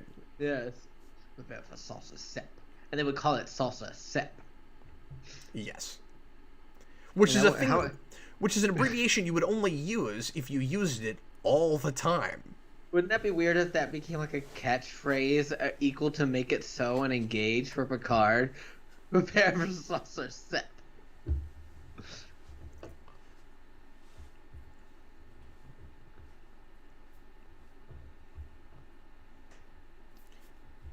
Yeah, Duffy, it's your fault. Yeah, it also just, like, sounds weird in that accent. Salsa sep. Sep. Oh boy! It's like an enlightened British / Frenchman is Yeah. not going to talk So like that engine Salsa should be sack. running a lot faster at warp 9.4, by the way, that. That's a good point. and beyond. Yeah, when they show it at like where no one has gone before. Yeah, and it's just It's like moving, cycling moving, around, moving, like, moving. That's how you know it's going fast. I mean, that would up the ante on this scene if it were going faster, right?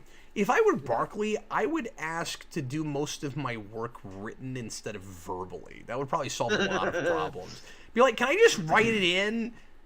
Can we just communicate by See- pad? That thing behind Geordi there too. It's not moving very fast. The, like, flow chart? Yeah, it's not actually a running flow antimatter chart. That, it's not running antimatter that fast. When it It's says a picture danger with flow. exceeding warp containment Yeah. limits, like It's you some get the idea colored that it should be like lights moving really behind a freaking out. plastic sheet. to my Black. to the thing I said a minute ago about like you using like psychotropics on Barkley. Mr. Roboto said they tried drugs on Barkley. He turned into a spider. Yeah. He became a man spider. They need a working solution in about 5 minutes, which only gives them about 5 minutes to implement said solution. Oh, those are Michael Jackson gloves. So Why are they sparkly? here's the thing that I don't understand is that this stuff is so dangerous as to be causing problems around the ship. It's like taking mercury on an aircraft. You can't do it because it'll eat the aluminum. Yeah, why But did they go to these left them third on the big grav black system and- when it failed after they were trying to fix it, which caused more of this iridium stuff to spill around. When I hate to repeat myself, but like Adam said earlier, you could have just gotten a cart with Yeah. wheels. Get a dolly. Why are they Michael Jackson gloves? that thing with the dry ice in it. And the thing is, the gloves already were sparkly like that. It's not because of the contaminated stuff. The Invidium. I think they spent about $20 on this. this whole That's thing. also very TOS. Because you remember those environmental suits that we had Yeah, in those Naked were- Time? I think those had sparkly gloves too, maybe. Yeah.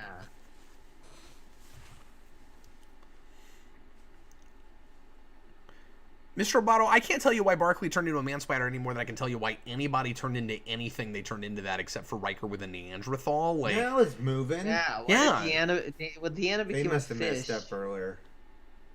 Well, that makes sense. The fish thing, because I mean, at some point our ancestors were fish, but I don't think we were ever spiders or anything of that. I think that was a branch off, you know. right, but I also don't know why humans wouldn't have all turned into the same thing. yeah. Unless they were why? de-evolving to different periods, and they don't say that, so I don't know. That's going to be a weird Yeah. one to talk about. because it doesn't know, so neither do I. But it's like, why would a human being of relatively similar ages, I would argue, between Barkley and Riker, probably, why would one of them turn into a spider and the other one would All go right, somebody's gonna Neanderthal? put Genesis on the board now. Is it not on there already? Maybe it's not. It's already on there. Maybe it's not. I thought it was. Maybe it's not. It would be a lot of fun to watch that with you guys. I mean, we'll get there eventually, I'm sure. Especially because it has one of my So favorite Gates McFadden moments when Noah she O gets has that the acid in her right face. answer. Hi, Noah. He says it's Michael Jackson gloves because they're smooth criminals.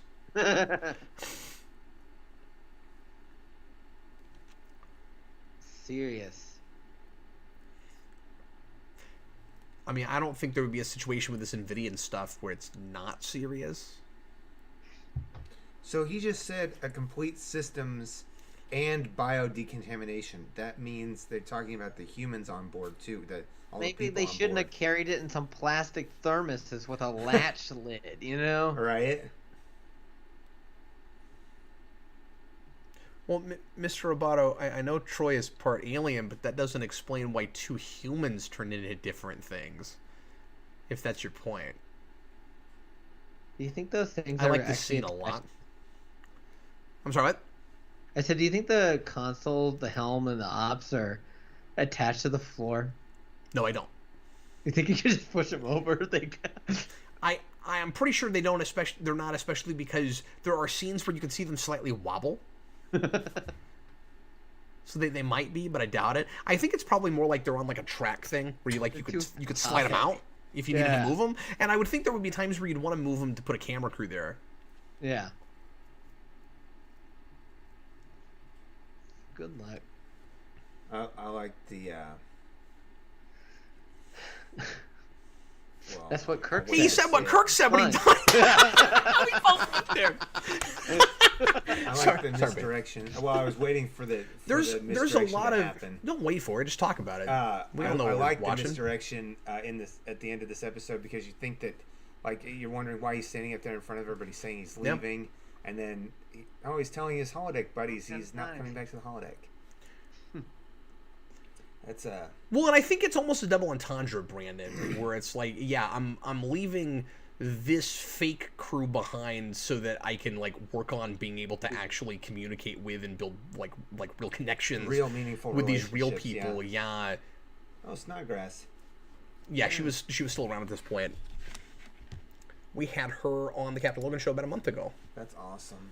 So, that was fun, and I love Barkley. That was good. That episode watches better every time I see it.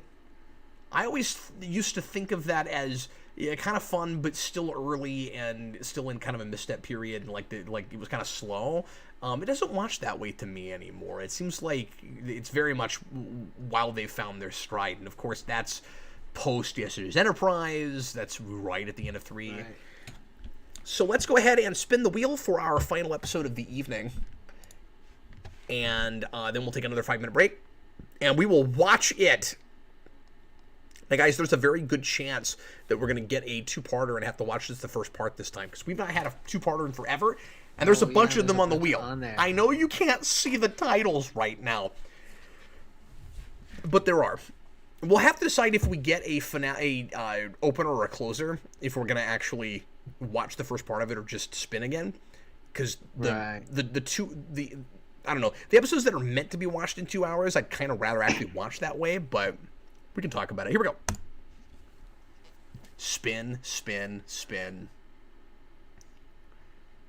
Elementary Deer. Did we do that? I thought we watched that. Did we? I can't remember. I can't remember. And like I said, I haven't made the list yet. I don't know. Oh boy. Maybe we should spin it again just to be safe, and then you can check. I mean, I'm next sure time. some people in the comments will remember and can help us. Like I said, I need to make that list. We've done 21 of these now, and I don't feel like we've watched it in this club. I don't think we have. If anybody can tell us for sure that we didn't, then we'll go ahead and watch it. Let's wait for a second and see what folks say in the comments there, because I don't think we did it. Maybe we didn't. Did we only start this club during the pandemic? Yeah. Yeah. Gosh. Yeah. Because Adam and I were doing a similar thing just together. Yeah, and I kept wondering because why of the pandemic, Yeah. because we were social distancing, and Adam's been cooped up in his house most of the time, and Yeah. we just wanted to hang out somehow, so that's what we were doing. And then it finally occurred to us, why don't we just broadcast it? Tom says, I believe so, but I don't know what that means. I don't know if that means he believes we did or didn't do it. But nobody else is mentioning it. I think we should spin it one more time just to be on the safe side. Because I really don't remember. I know that's one of Brandon's favorites, but I can't remember if we did it or not. And I'd hate to double up. Okay. I'm gonna spend some time getting that together. Because we've still got 700 of these to go through. Yeah, I mean, it'll come back again, Brandon. All right. One more spin. Watch it be the same thing. Relics! Oh. Which we just put on the board. Oh, yeah. That'll be a great companion to what we just watched, though, because I was already thinking about the way. So it's going to be 2 episodes back to back where Jordy doesn't know how to handle people's personalities he's not used to. Fantastic. Okay, yeah, let's watch Relics. It was going to be a TNG evening no matter what we did, and a Jordy night no matter what we did. So Sure, we're I'm going with to it. go ahead and watch Captain's Relics. prerogative. I think that's a really good idea, and we will do. I will look through and make sure. If it turns out that we didn't do elementary deer data, we'll probably just open with it next time since we did roll it. Well, I searched for it on the Geek Pollution That's not gonna page help. here. I I wouldn't- don't see. I see a review you did with Sarah 10 years ago on there. But Adam, that's not going to help because I didn't label them all. Some of them have the episodes in. Some that's why I haven't made that list yet because I'm going to have to go back into the actual episodes and look see at what they all are. I have not kept up with it very well. Yeah, just been busy, and I just was not keeping up with it well. Yeah. So anyway. Okay, we're gonna watch Relics. I'm excited. It's one of my favorite episodes. So this will be 2 pretty highly ranked shows, I do believe, for the majority of us. Let's take another 5-minute break, and we'll be right back in just a little bit. You know what? I'm sorry. Before we do that, let me make sure that everybody knows where it is. Relics is season what, 5 or 6? 6. I think it's season 6. Oh, that's great. It's 2 episodes after Realm of Fear. So you had a Barkley episode right before, once again, LaForge just doesn't know how to deal with different people. Okay, so episode 4 of season 6 of TNG Relics is our next show, and stick around with us. We're gonna have more of a good time. We'll be right back. 5 minutes.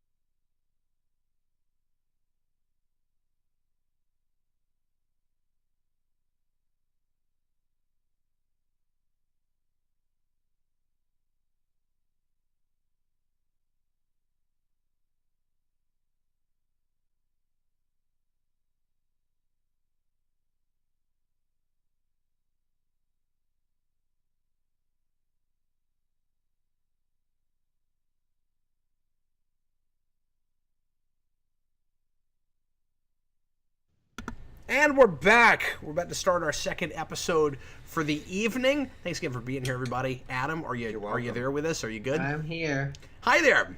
You kind of have a deer in the headlights look about you. I was just making sure he Get could my see thing us. back up here. Your eyes were glazed over.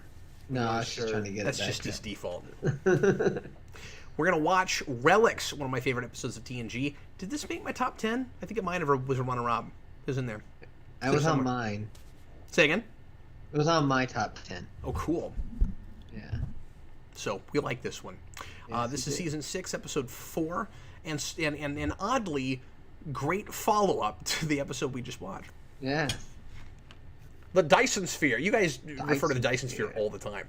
In It even fact, came I up mentioned earlier. it in the game. Yeah, all we do is talk about Relics, and now we're finally watching it. Finally watching it. Is everybody ready to go? I hope you are. Get ready to press play when I say now, and if anybody needs a timestamp, let me know. Once again, season 6, episode 4 of TNG. It's Relics, and we begin momentarily. Everybody, please press play right now. I almost wore a Scotty shirt today. Oh. It's TNG. It never does that. Sorry. I almost wore my Scotty shirt today. Oh, you should have.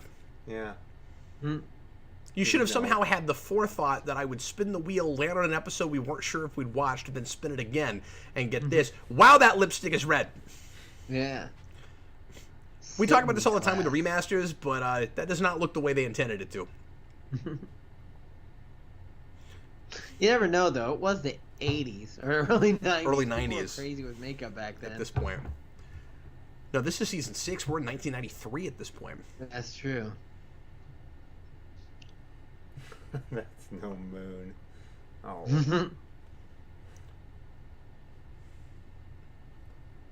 It didn't used to sanction people for referencing Star Wars. I think that's one, Brandon. Yeah, there were a bunch of people in the comments already, though, and they can't be thrown into a brig because they're not in the same room. So, But I can no be penalty punched, box so I better either. watch it. yeah. I mean, I've punched Brandon for less, but... Yeah. Dyson Sphere. We appear to have wound up in the Delphic Expanse. This is But, Sphere 37. But I'm not surprised the that you haven't heard of Dyson it too, since you vacuum went to cleaner. Starfleet. Like, you should know.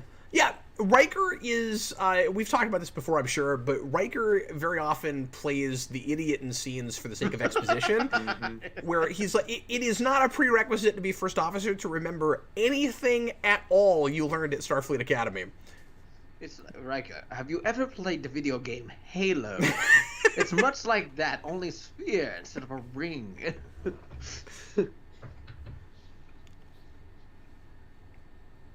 It'd be more than that. Because, like, so many Earths fit inside the sun itself. Like, that'd be an absolutely astronomical... This curve could not exist. Yeah, they In wouldn't be able to proportion see to the the curve. They'd Enterprise. have to be like a light year, like It'd have to be way far away. huge. That would have to be like a straight line on the screen right now. Yeah. And they would have to be traveling at near warp. And I can't believe I'm saying this, but Enterprise does it better with the spheres in Season 3. They do look bigger when you come closer to them. Because, Brandon, you haven't watched this, but in Season 3 with the Delphic Expanse, there is a network of like 52 basically Dyson spheres. Yeah, so I do remember hearing about that. May I just say that, that they located the Genolan on the surface of a thing that contains the surfaces of over 250 million Earths, and there it is. Well, they got the signal, Brandon. Yeah, but like it shouldn't I don't even know what point necessarily be you're able to making, like- penetrate around that circumference of a thing. You'd have to be on the side of it, like I don't know. They You're just making happen to be- assumptions about their sensors. Like, maybe they can penetrate right through a planet. I don't know. Like, if that sphere is the only thing around, and possible. and they're scanning for one thing that there's nothing else like on it. Think about it. When there's a big giant starship, like a bazillion times bigger than the Enterprise, you can always scan it and go, there's one human a life sign on board. That's like you true. can always do that. That's I true. don't buy that premise, Brandon. I don't know, man. Do you think but this like, is the If they biggest piece if of- they had said, the thing is, if they done what you're saying, I don't think I would have disputed it. but Right. I wouldn't use that as a criticism Okay. because I don't consistently that. know how it works. So if they said we can't, it's so big we can't penetrate across it, that would establish a prerequisite where, or that would establish a precedent, excuse me, where after this you would expect that to matter, or it might even be about what it's made of. You know, it's like, oh, we can't penetrate, you know, the metal. Oh, look at that! It made the original series. The sound effect and the Transporter look of sound. it. Yeah, no, it's cool, but it's still the background of the TNG ones because it's a because they later couldn't ship. make another transporter. Yeah, but then again, so was the transporter room of the Enterprise A for Star Trek 6. That's what I'm saying. I mean, yeah. So obviously it's just reusing things, but we can also say because of that, it's a transition thing. Like they've already gotten to certain things we'll use later, but not other things yet.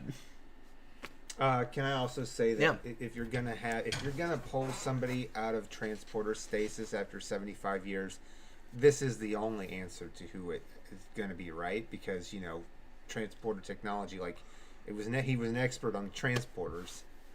I just feel like if it had been anybody else, we would have been gypped. No, I don't agree with that at all. You don't think so? No, because we do a lot of really lame. The thing is, TNG, even this late, was not interested very often in going backwards and doing crossover stuff. You never would expect it, even after the couple times they did it. So with all the kind of like lame teasers and teasers where it's just here's this person and we didn't do a lot of. It's not like comics, Brandon. We didn't do a lot of reveals at the end of a thing that were like, here's this person, you know. We would do a reveal of we're introducing a new character. True. And so I wouldn't have expected it to be anyone I recognized.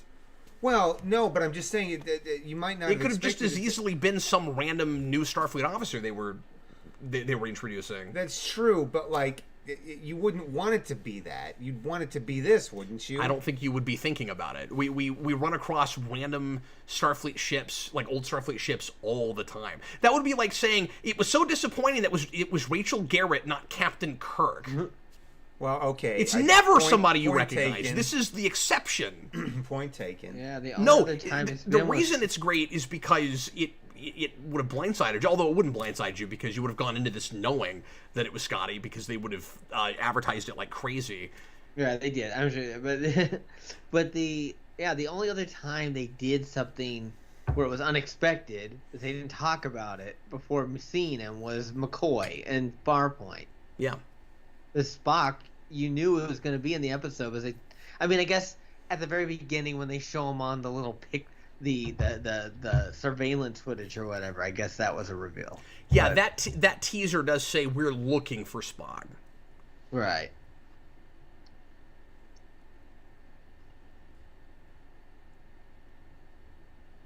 No, I hear what you're saying, Brandon, but I mean, I think with respect, I think you're saying that in hindsight. Like, if this had not Yeah, been Scotty, that's- you wouldn't have looked at that. We wouldn't be doing this commentary and you go, man, I was sure hoping that was Scotty. Like, you would have never thought of that. I have to agree with you on that. Yeah. That would be like going, it shouldn't have been Pressman. It should have been some other TOS person. Like, There's some good continuity there with the Okuda's work with the old style movie era screens and stuff I saw. yep. And then later we have really bad continuity where we have Kirk die in the past before that. And so Scotty Yeah, right that's now bad. thinks there's Kirk, but there's not Kirk. But we can't Because blame this generations- episode for that. No, of course not. We have to blame Any more than Happy you can movie. blame the con episode for the fact that Chekhov wasn't there. Yeah. Duotronic. Isn't that what what's his name invented? What? Daystrom? Daystrom? Yep. Yeah, Duotronics. Norpin Colony. It's like a retirement home for old engineers. That's what he says, yeah. And that's for people to retire. And maybe someday I'll wind up there. But not today. That's what he says later. I wonder if that fabric is from like his red uniform or whatever. Oh, maybe Like so. he tore it up. Yeah. Yeah. I don't know what that impression was, by the way.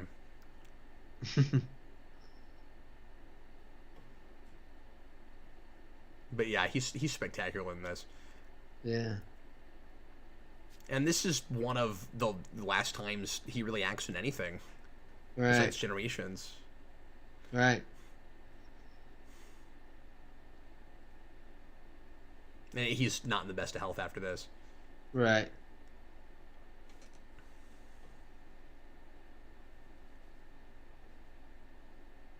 So would 6 was maybe like a year or so before this? A couple years before this, yeah. 6 is 91, Yeah. I believe. Yeah. And this is second to last season. So you're in 92, Yeah. 93. Yep. 93. Oh, poor Franklin. Poor guy we never see. Yeah. Mr. No, Lafarge. not a good ship. Wait, why is it not a just good got- ship? Because it just broke down with some little speckled dust last episode we watched. So that's a good point. Happens a lot. You know, you have to contrive these things so that you have conflict, Adam. And we can't have interpersonal conflict, so we got to screw up the ship every episode. That's the only thing we can do. We hadn't killed Kirk yet, had we? It had leaky hand glass. You weren't paying attention. We just talked about that. I missed it. Sorry.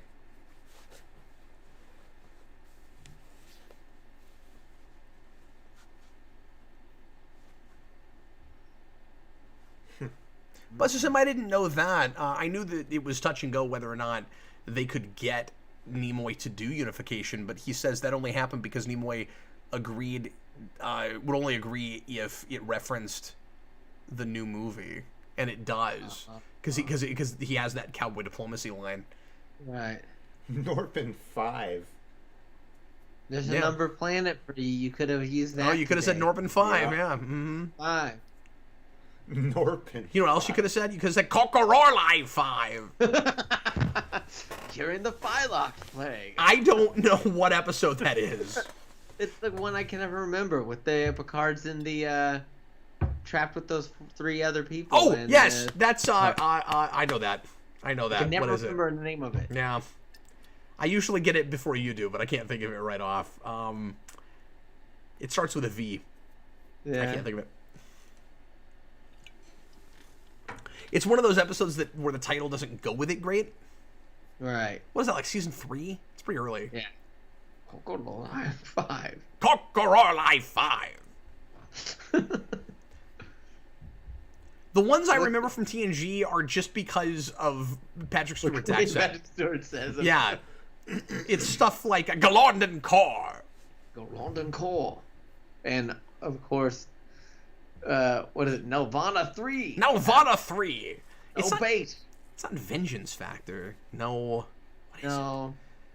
It's one word. It's a it? one Yeah, word. yeah, it's one word. Oh, it's...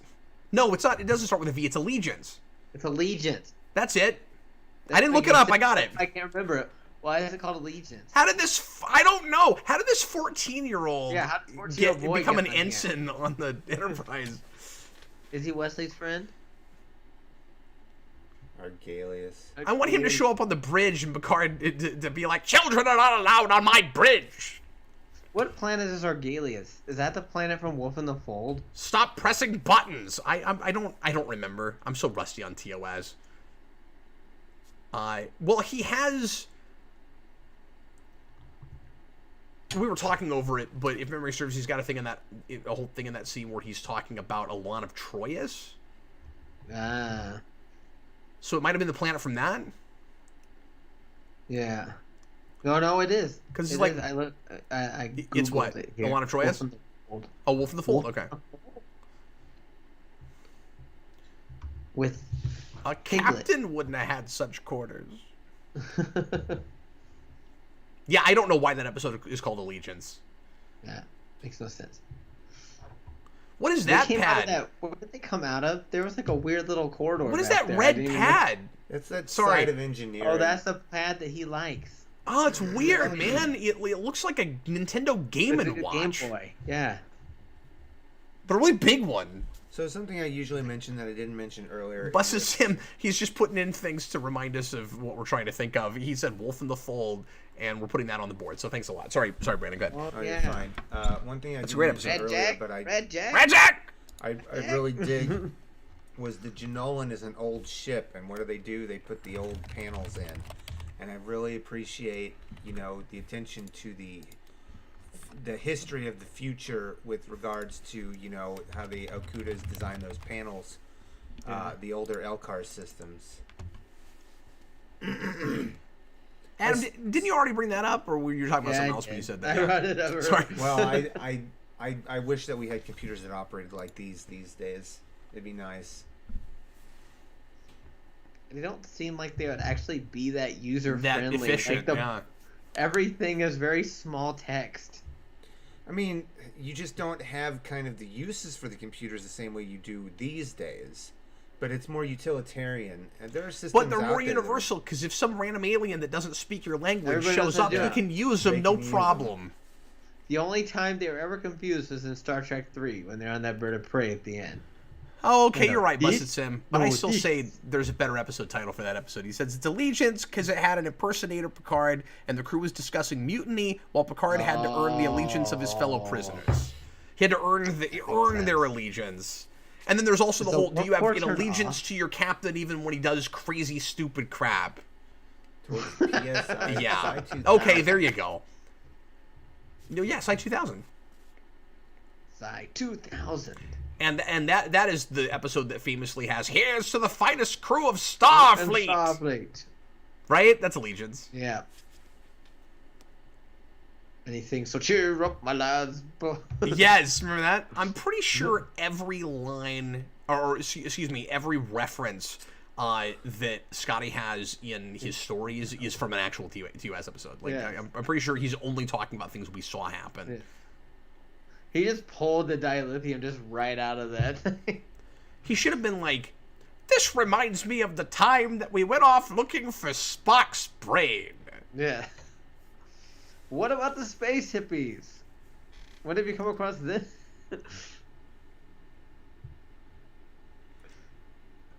I love that look of complete confusion. Yeah. I think this may be, and this is a lot of the reason I love this episode so much. The script is great, but I Yeah. think this is Doohan's best performance in Star Yeah. Trek. Yeah. I mean, it helps that the episode is about him and he actually has an arc, because Right. there aren't a lot of Usually those. Not, yeah. In the same way as Sarek is Mark Leonard's best episode. I mean, Right. what else did he really have? Like, to be fair, he's got some really great moments in the movies, of course. And really, every time he appears, more than Scotty, because it's not like he's ever got a place where he's just at a console going, like, I'm working on it, Captain. Right. Like, that never happens. But still, once we finally do a whole thing that's about him.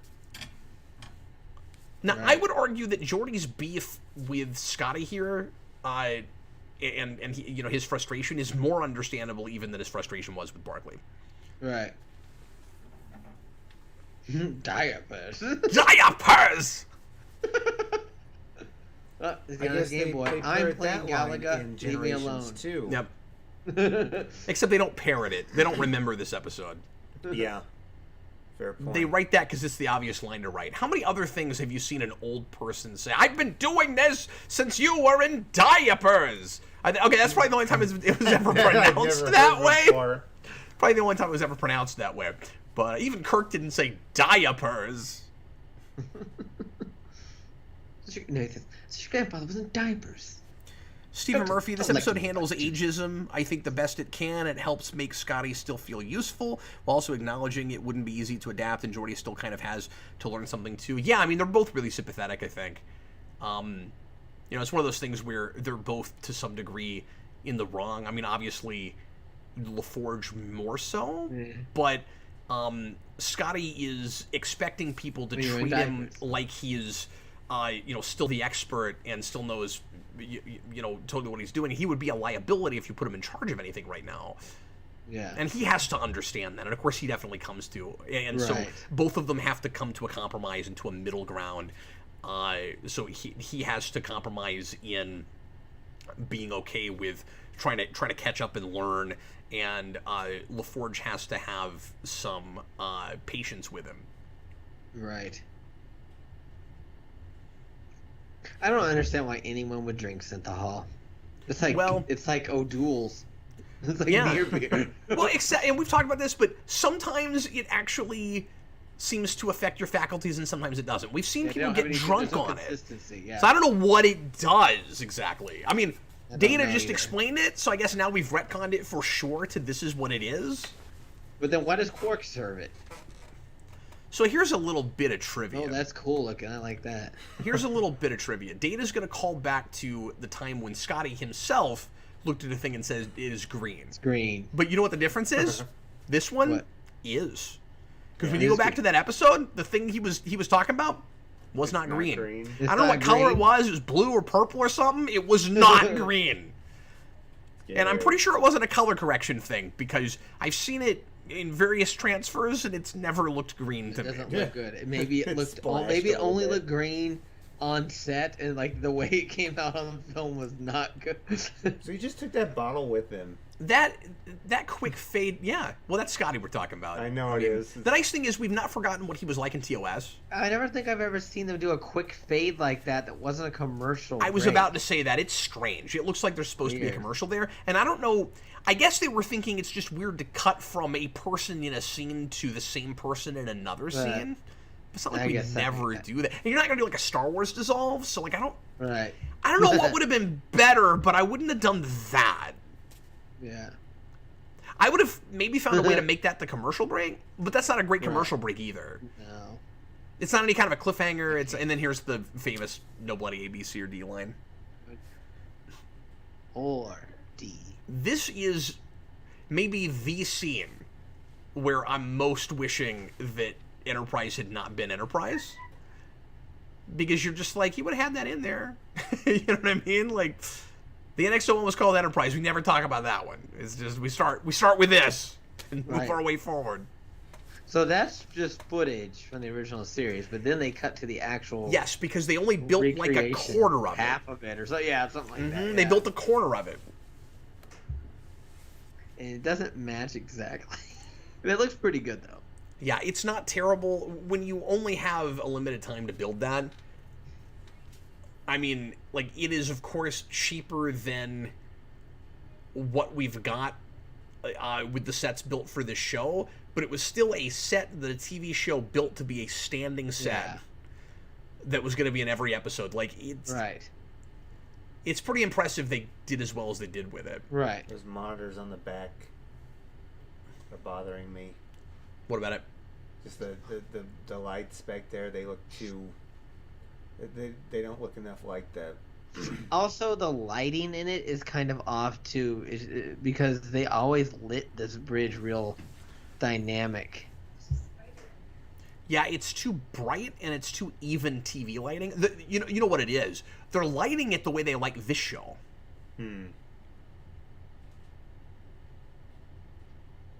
Yeah. Or too much they're like this lighting show. it like this show. Yeah. Yeah, because it's like the even TV lighting thing. That's not what TOS did. He Right. just downs that Yeah, alcohol. because he likes Aldebaran and whiskey. Yeah. Whiskey. I forgot about that. Let's just Sim just put another episode on the board. Thanks, man. $2 super chat for By Any Other Name. Get some more TOS on there. Oh, because we were talking about the green whiskey thing. Yes. That's He the just set it on episode. the controls. I can't believe nobody's put Genesis on here yet. Genesis. You can have Genesis. Genesis allowed is not. Allowed It's is forbidden. not.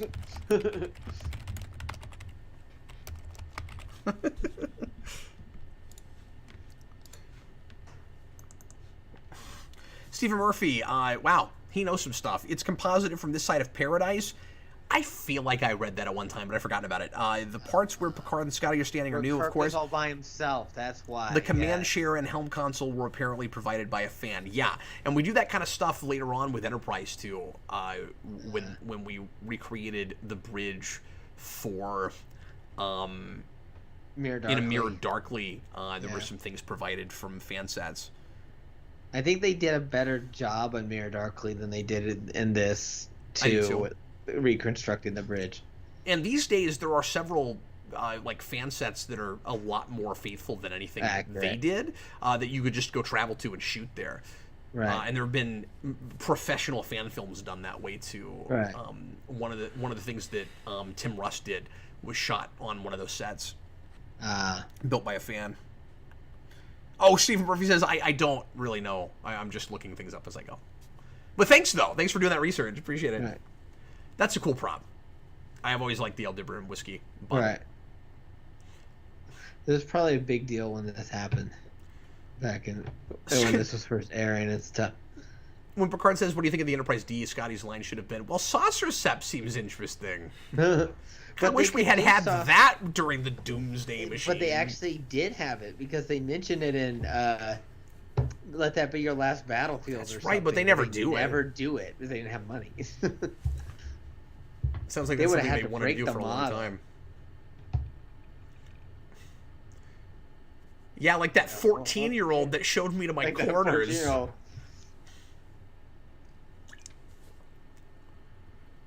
And I think they cast that guy trying to make a giant, age contrast. Right. Where it's like that guy's not interested in the stories and Right. stuff, but they went too far. Right. They went too far, Brandon. Too far. Right. I also think that the TNG communicator badge, where it's placed on his coat, is like unintentionally funny. Yeah, it looks kind of funny. Now they're standing in front of a green screen. Well, that's the only way you can do I that. wish Yeah, the you can do computer that. had said something like, I don't understand your command. Shut this bloody thing off. That would be a crappy computer How in the far away are 24th they, century. Brandon? It's like, oh, if you use an expletive, it throws it off. Also, that shot of the Dyson Sphere and the one preceding it looked way better than our introduction to the Dyson Sphere. It wasn't as curved, yeah. Well, yeah, but it just had a better pattern, too. Oh, yeah. Cinematographic, I'm sorry, I don't know what late stage 9 means.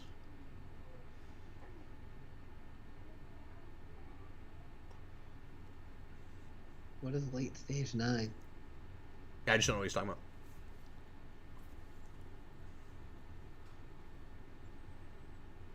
Look, Jordy, I'm just looking to give him something to do. Just a human old man. Here we go. I can't even stand him. How do you think Picard He calls feeds him his broccoli. fish? Sorry, what?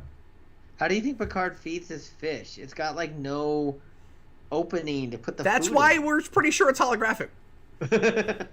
And he's also not concerned about it when the ship crashes in Generations. I know. So, confirmed, the fish is a hologram.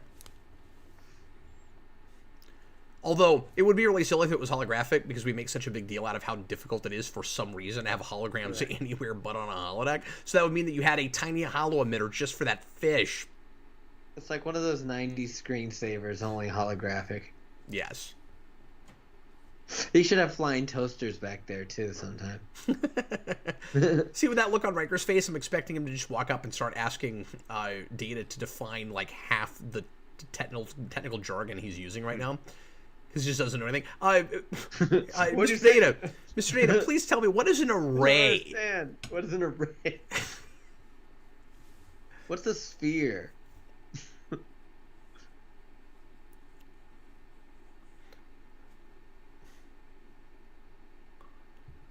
Mr. Roboto, isn't Picard an old man?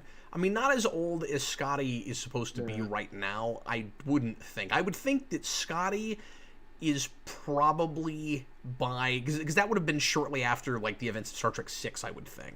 Yeah. So, because it was like 75 years, so it would have been another 5 or 10 years after that, probably. I don't know the exact dates. I'd have to go back and look at the math. But he's probably, what, 75, 80? Yeah, I think Patrick Stewart just looks older than he was. He was only in his early, 40s when the show started. Well, and I also, think. we can track his dates. We know exactly how old he is. But with Scotty, and you can probably figure out his dates as well. But I'm saying that, like, Picard's only in his 50s or early 60s right like now. that. He's got to be at least 20 years younger than Scotty. And also, it's not just his physical age. We're treating him as older than he is because he's from a forgotten time. Right, I mean, because he's right. from an older time. So he could be 35 and still kind of have this, where it's Right. like, you know, like Morgan Bateson would have this, and Right, did Morgan in the Bateman book that has- was written about him. Any of Which those is really people good. in this, So yeah, they're talking about him as an old man because he is an old man, but it's also not just like, you know, you've been retired for a while and you've tried to come back and you're kind of senile Yeah. and you don't know what you're doing. It's because remember, he was still on the job. He had not retired yet. Right. So if he had come back to Starfleet in his time and made it from that, nobody would have been treating him like they're treating him now. It's not because he's Yeah. old. It's because he's out of his time. Out of his time. And we're using that as an allegory for how we treat older people. Right. Which is a lot of why it works, because it's not so on the nose. Right. It's not just that he's an old person. There's a sci-fi idea behind it. Right.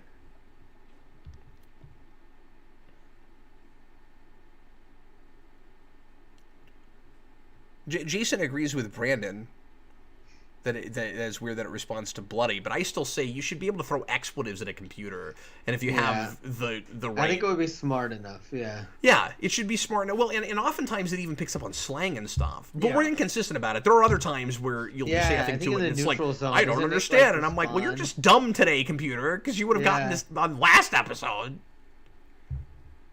He's just sticking his hand in there and just jabbing at it. Yeah. David, I think that was on most of our top tens, man. $5 super chat to put on Counterpoint. Counterpoint. I always wondered if Tuvok was on Voyager at the end. We'll have to, yeah.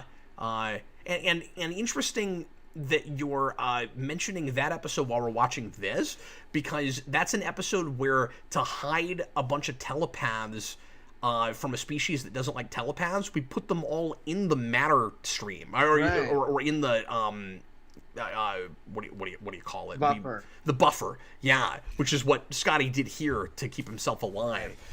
I don't know if that's why you thought of it, but it's cool that you did that Good. today. Blessed Sim, $2 super chat. Cap, you have Genesis, but you don't have me. You're gonna have to come down here. You're gonna have to Yep, come come down down here. Perhaps I no longer need to try. So I'm gonna count that as his putting Genesis on the wheel. So Counterpoint, a lot of stuff on the wheel tonight. Thanks, guys. And Genesis. Oh, he's still got his Game Boy with him. Look. This is Game & Watch. He's-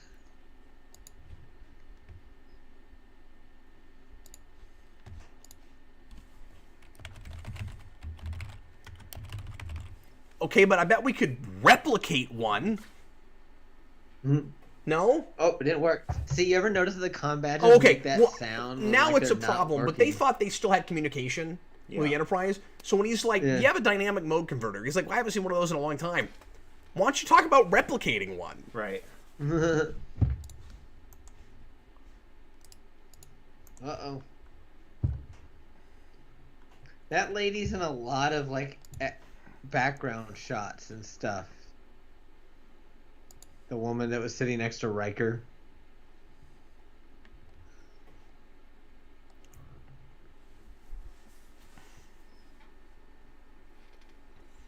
Is this before or after we've tried the doctor's experimental, the guy's experimental shields?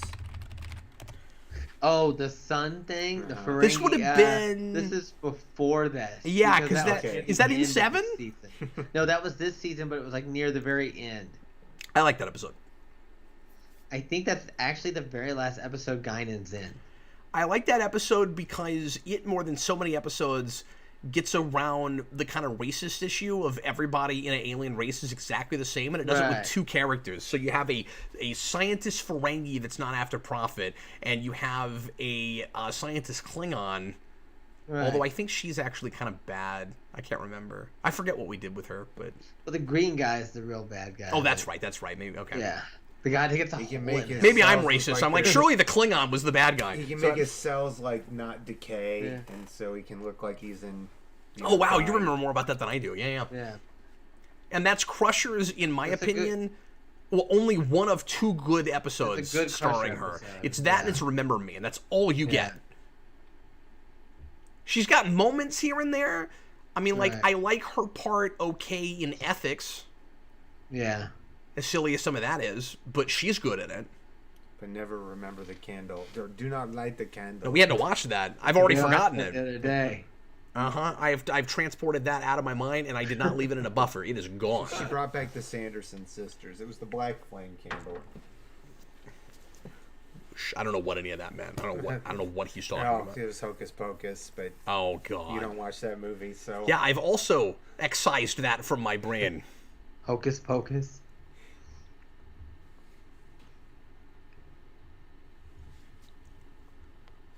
I meant to mention I liked the lighting effect of the sun when they were standing in front of the view screen. That was nice. Everybody should have been like, "Oh God, I'm so hot." Everybody should be sweating right now. That would have been a TOS thing. I know TOS, and they did that too. They make everybody sweat. Somebody throw me a towel.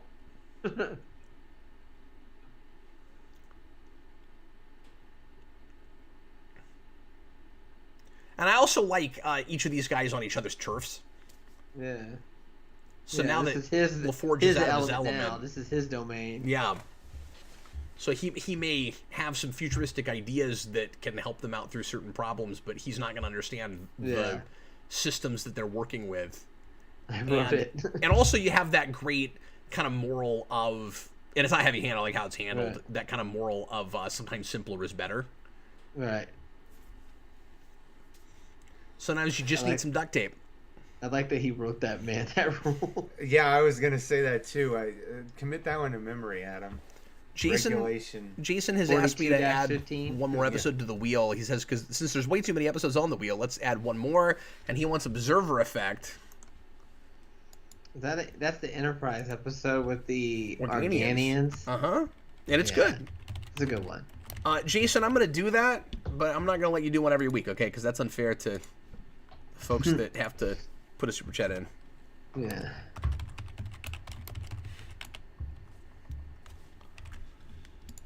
Jordy holds that face for just a little bit too long. It gets creepy. All right.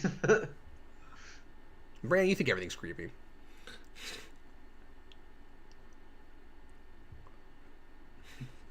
I'll open I like That's how your thing, natural Worf. Use the Patrick Stewart is phasers. trying to Go play this. ahead. Mr. Worf, I have a question for you. What do you think if we try this thing right now? And I'm surprised because that's Worf's answer to everything. Use the phasers. Yeah. Blow it up, Captain. Blow I'm up. so surprised that you made that recommendation, Mr. Worf. as for Worf's recommendation, and shut him down. Exactly. That's right. Some nice levity here. I like just So about this everything about ship- this episode, you guys. This ship is actually like a shuttlecraft model they used in the movies, and they just glued some of those engines from the movie era onto the side of it. I'm pretty sure. Oh, really? Yeah, that's how they created this model. I have heard people complain. Some people complain that this episode is too hackneyed. Maybe it's because of the way they handle getting out of the Dyson sphere at the end. I'm not sure what people are getting at with that. I've always been kind of confused about that. About what exactly is just like silly and hokey about that. Or maybe it's the idea that you could like last in the pattern buffers for 75 years, but that's a don't know. conceit to me almost before it's anything. Like, it's not so out there that I can't So- maybe buy it. And you know what? Maybe if I'd watched it when it was on as opposed to, you know, a whole lot of Voyager, because Right. that show gets so insanely ridiculous with a lot of its science where it's not even trying that, like, I Right. can live with that. And even TNG has a few things that are way sillier than that. I don't know. Like Genesis. Like Genesis. This whole episode. The thing they've I don't been understand referring though to is at him- the end when they're door jamming this ship to let the Enterprise out, and then they get beamed off right before it crushes. They had the shields up, so how can they beam them out of there? They can't take the shields down, or the ship would just go. That's a good point. What? Up until this point, they've been referring to him as Captain Scott, and just as Scotty gets a good idea, LaForge refers to him as Scotty. Yeah. And I just thought that was an interesting transition. I don't know if that was intentional or. It's not. just because they've spent some time together now, and he's got Right. more respect for him. It's just a camaraderie thing. Right.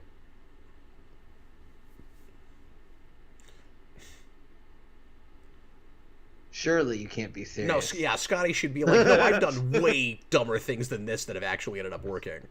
You don't understand. I have plot armor, LaForge. You didn't tell him how long it would really take, did you? I love that line. Crazy ways of doing things. Yeah, I helped a guy invent transparent aluminum. Yeah, that's right. Yeah. He's like, you don't even know. Well, you wouldn't even still be here if it wasn't for me bringing back whales, dude. So I was time traveling. Old Starfleet Right. I headquarters. was transporting to pick up whales when your grandfather was in diapers. And I invented it by typing a bunch of random stuff into a Mac Plus. Into a Mac Plus that couldn't possibly open Windows that fast. It's not possible. So when I Hey, Brandon, you guys hold the fort. I'll be right back. when I design stuff on a computer and like AutoCAD and whatnot, Yeah. there's a command you can do where you can like I'll save at the very end of everything and I'll hit the undo command and I'll hold down the enter key and it goes backwards through all the commands that I typed into AutoCAD, and so you can see it on the screen. And I'm imagining that that's what I'm doing is that scene in Star Trek 4 where he's doing that with the.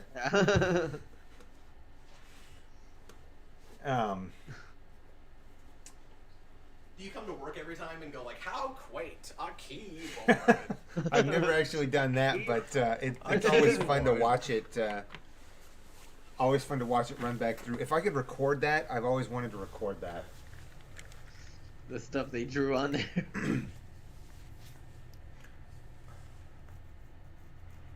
You're always losing helm control. Oh, Busted Sim, I haven't played Elite Force 2 in so long, I don't remember any of the story stuff in that. He said, so the locked in the pattern buffer trick was used in Elite Force 2 by Scotty's granddaughter, so I guess he had kids by now. Huh.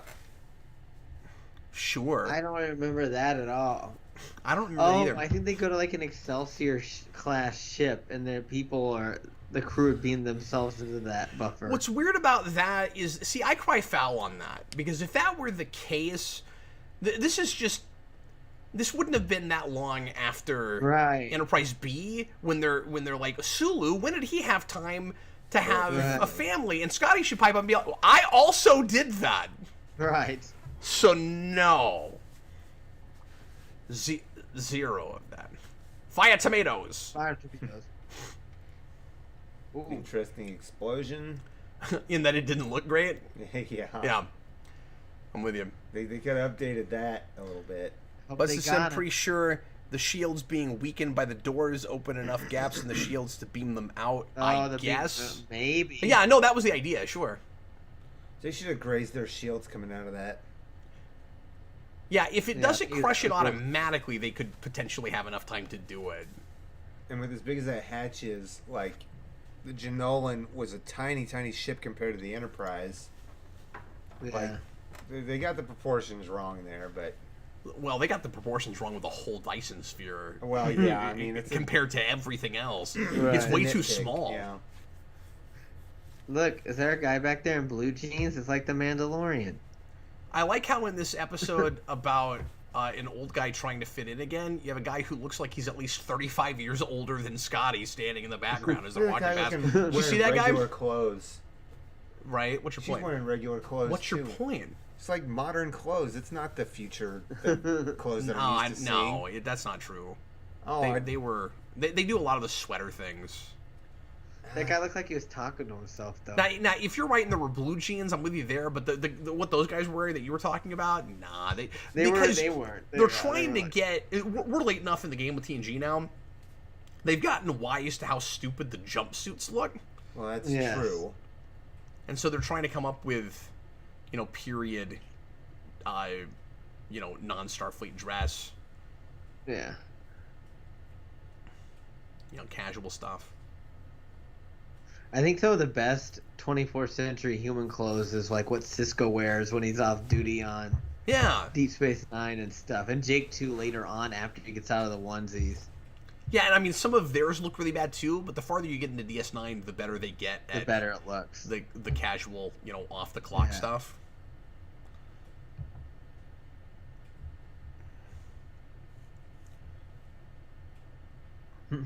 They just give him a shuttle.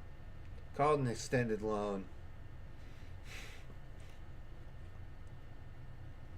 Wait, David, I'm sorry. I don't want to answer that right away because it's been a while since I've seen Counterpoint, and I thought you were talking about something with him and the buffer or something. But when you say he's Tuvok on Voyager or the other ship at the end, are you talking about Counterpoint or are you talking about a different episode? Are you sure you're talking about Counterpoint? Like, what other ship are we talking about? I don't know. Because if you're talking about the one in season 2 where there's 2 Voyagers, that's a different episode. Aye. Stephen Murphy, the scene with Deanna is a little weird because they cut a scene between them earlier. Oh. Steven, I'm sorry, I just don't remember that scene of that episode, so we'll have to watch. We'll talk about it when we watch it, but it's on the Right. board now. Do you know what he's talking about? I don't remember that. Yeah, I don't either. It's been a while since I've watched Voyager. Like, a lot of Voyager. Well, I've watched that not too long ago, but just in the moment right now, I'm not remembering the scene he's talking about. Right. Okay. I consider myself pretty knowledgeable, but I don't always have everything in there. Okay, let's go ahead and rate now, guys. This will be fun, because I don't think have we ever, on this show so far, had 2 episodes that we all consider this good? We've gotten close, probably. I think so.